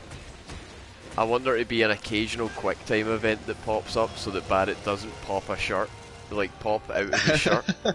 And you just it flashes up and you just have to get it like a Resident Evil quick time event, or Barrett will pop out of his shirt and you'll be caught. Oh no. So if you can, try and look. Yeah, we're on a cannon just now, but try and lure it over to the gate because the Dragonator's ready. Where's the gate? Oh yeah, here. Oh, that hurt. We seem to be in floating platform rotation mode just now. Oh god. Oh god. Holy shit. That's the really sore one. Yeah. Survived it though. Oh shit. Come on, go away, stunt. Let me heal. Let me heal. Oh, thank fuck. Okay. Yeah, this guy's moveset's way more interesting than the last one. Come on, time for Dragonation. Get over here. Ow.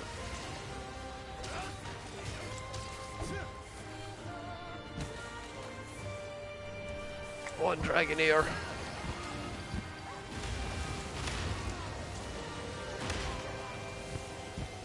Oh shit, I'm stunned and paralyzed. Get him. Right. Flipping the switch. Help! Yeah! Didn't even fall over, what the hell? It's fine, I managed to get enough time to heal. I was paralysed and stunned. Are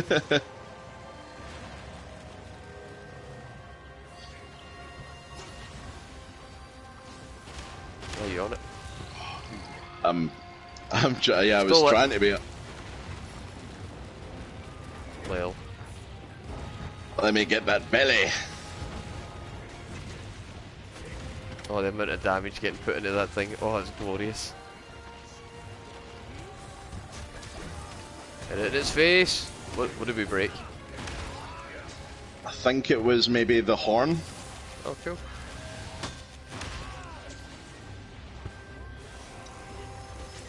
Another place that we saw in the trailer was Chocobo Ranch. Yes. It looked really good. I didn't see any dancing chocobos out the front though. We breed our chocobos for dancing. Damn right, that's where you get the Chocomog materia. Well, not in this game because we already had it. That's true. That's true. Now, here's something that I don't think they've talked about yet, but how do you think the level is going to transfer over? The level? Well, you finished the last game at level 50. I think it's going to be relative. I think you're going to be like level 1 in this game will essentially be level 50 in Rebirth. But I think, I'm stunned. But I think basically what they're going to try and do is like they'll probably say that Yuffie steals the materia. I think that might happen at the Golden Saucer this time round. Yeah, I think Yuffie's going to steal the materia, and I think that's going to be how we explain that we don't have shit anymore. That's how we've been Metroided. Do you think we're going to see Wutai in this one? I don't know actually. Because that is where we get Leviathan and where some Turk stuff happens. Yeah. And more Don Corneo stuff. Yeah, and they have made a point of showing off Elena in this one, and like we know the Turks are going to have a pretty heavy presence. Ouch. I like Elena's design. Yeah, she seems chirpy. Yeah, I'd be able to tell who it was just by looking at her, which I think is really good for what they're doing. You know, bringing these characters that are from the PS1 era up and still keeping them looking like themselves. Yeah, looking like themselves, but giving them more character than they had, which like that. that seems to have been like kind of Remake's mission statement so far. Anyway. Well, mission accomplished, boys. Yeah. I'm very happy. One of the main things that that trailer showed off was the fact that Nanaki is playable. Yes, and that was something that was, I don't want to say in doubt, but obviously, like, we did only get him as a guest in the, in Remake, and it did kind of give us pause a little bit, like going, is that how he's going to behave the entire time, or are we actually going to get to play as him? And happily, we are going to get to play as him. And his gameplay looks incredible. Yeah, looks suitably nutty. Oh. He's as all over the place as I had hoped. Yeah, I'm a huge fan of what they've done with him.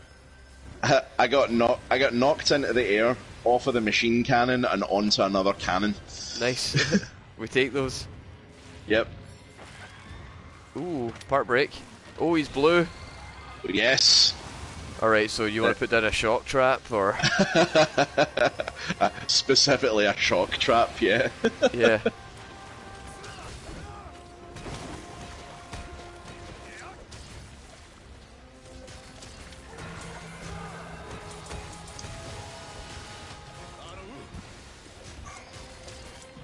Okay.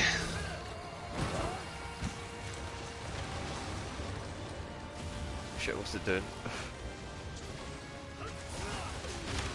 Oh.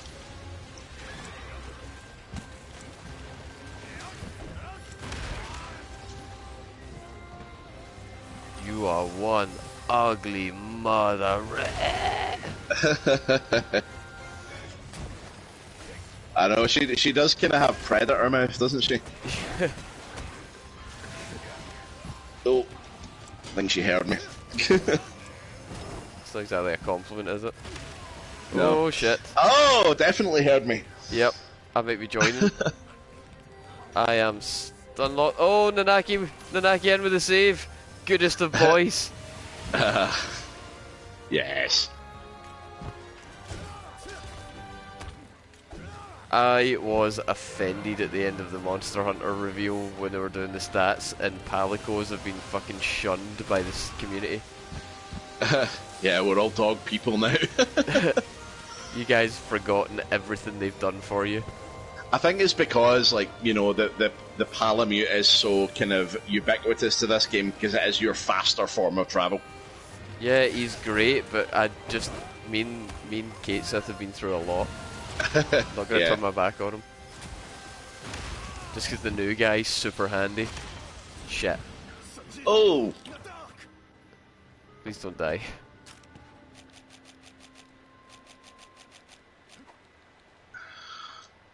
Right.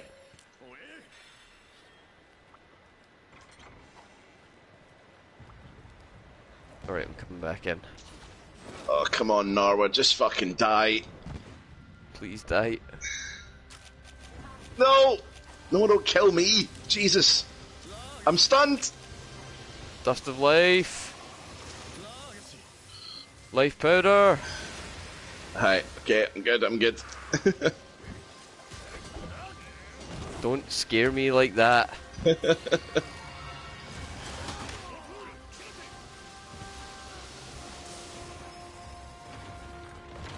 Ballista.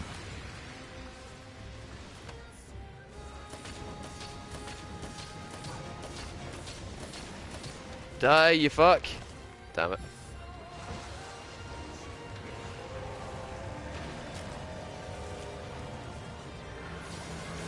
No, can't flash bomb it. Boo. Oh. Cannon! Oh, that worked. That worked. Oh, Yeah. that really worked.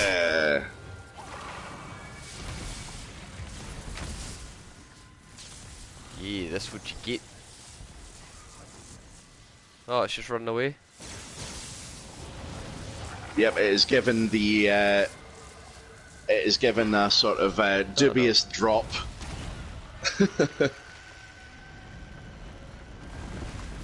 Into the Oh abyss shit. below. Oh yeah, that's how it's coming back as the All Mother. Jeez. Right, Grab the stuff. let's grab our pieces.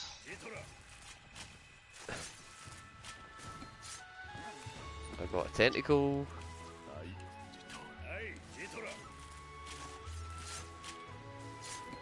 A carapace.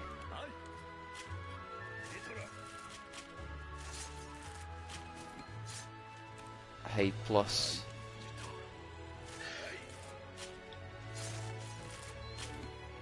And a claw plus. Trying to fight out here. Starting to fight. No, find. Or find, right. I'm an explorer, not a barbarian.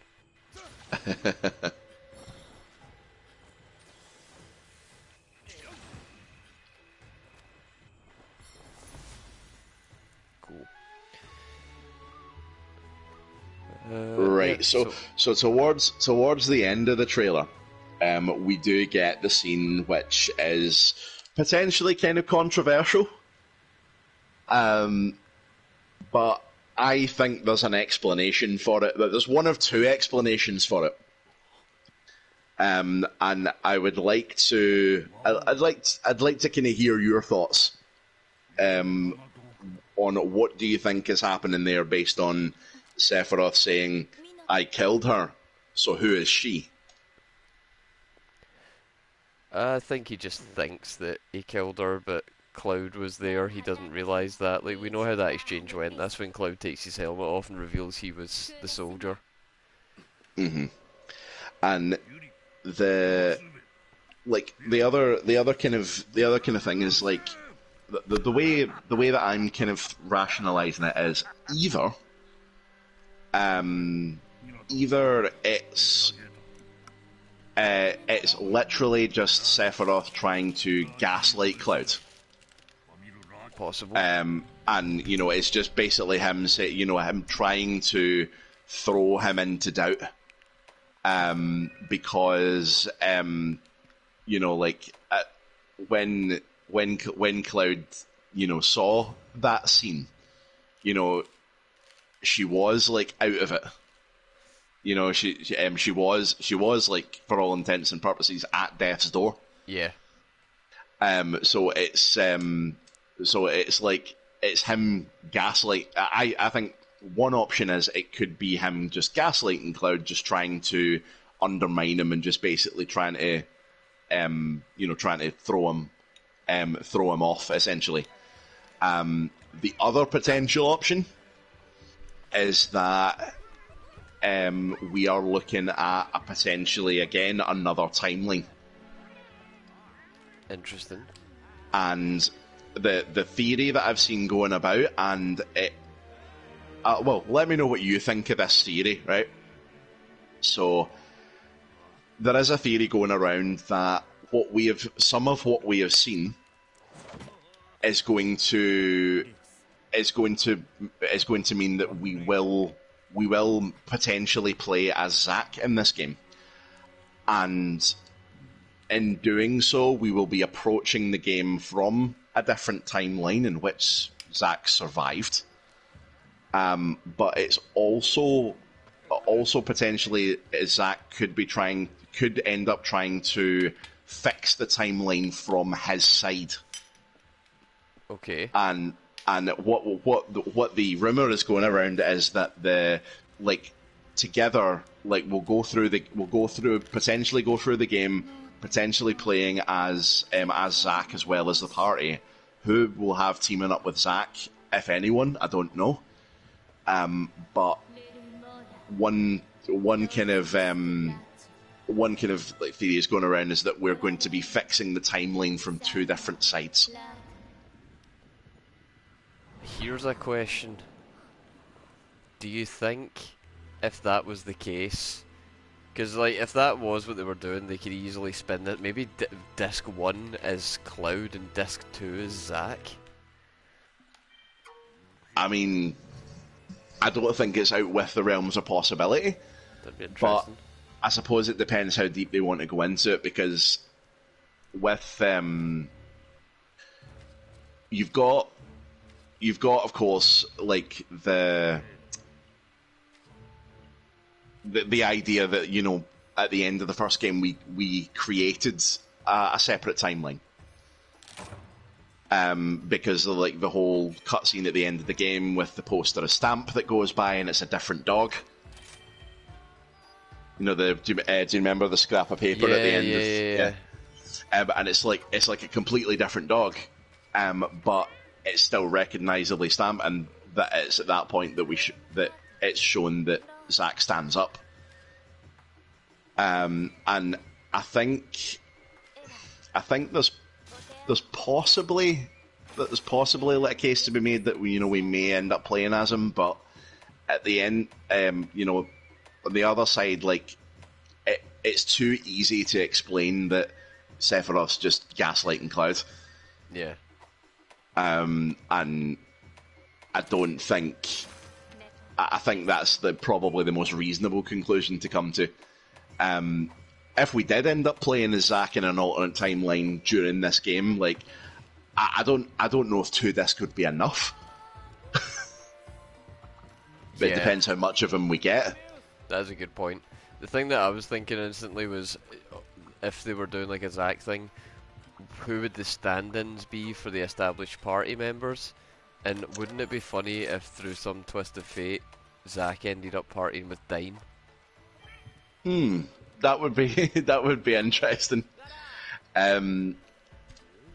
So like that was something else as well. Like as I say, like who could be Zack's party members feasibly? I mean, we've got maybe one of the Turks, maybe Sisney from Crisis Core, and maybe they'll finally get to expand on Sisney's story. Nah. Because it was something that was hinted at in Crisis Core and they never resolved. Nah, you don't get that. It's not for you. Alright, it turns out I'm at the end of this weapon tree for the Defender, so it's time to actually branch into the real weapons. Yeah, go to the real weapons. You need to work out what your preferred build goal is going to be. I plan to have a sword for every occasion. Good way to be. Well, I mean, I have to get my HR up to 20 since it looks like none of the work I've done so far is saved. I've only been put up to 8. Alright, okay. So only gone to 8. Yeah, so my goal between now and next week is to get to HR 20. We'll do the urgent quest, and then we will continue on with the jamboree of nothing but event quests. Yeah, event quests will be good. There's Yeah. a couple of really fun ones. There's one that plays Mega Man music when you play it. Nice. And yeah. there's ones with Sonic music in them. Nice. So yeah, between now and then I'll be on an HR gathering mission to get all the way up to HR 20. Awesome. Yeah. And I'll plug on, and eventually I'll kill that Teostra that's been battering me in between streams. If not, then I'll catch up with you and help you beat it. We'll toast that toaster. Yeah. Right. Thanks everybody for watching. It's been a blasty blast. Be finishing Journey to the Savage Planet on Thursday. Yeah, and how are you getting on with that? It's hard to tell. Are you making progress? Oh yeah, pretty much finished it. Next week, or on Thursday rather, it's finished, and I'll also have like an hour or 2 for cleanup. Right. Okay. So pretty close. Maybe have another crack at hardcore mode, perhaps. Maybe, yeah. We'll see. But all I know is this one that's coming up will be the last one for that. So we'll be moving on to something else after. Yeah, new game. Yeah. Again. I know it's coming in rapid now. It's good. It's a good pace. Indeedly. But anyway, right, I'm gonna bow out now because I really have to go to the toilet, and then I'm gonna play some Symphony of the Night. No worries. Sounds good. And I hope you guys all have a nice evening as well, whatever you're doing. Yeah. Good night, everybody. Thanks for watching. Peace. Bye.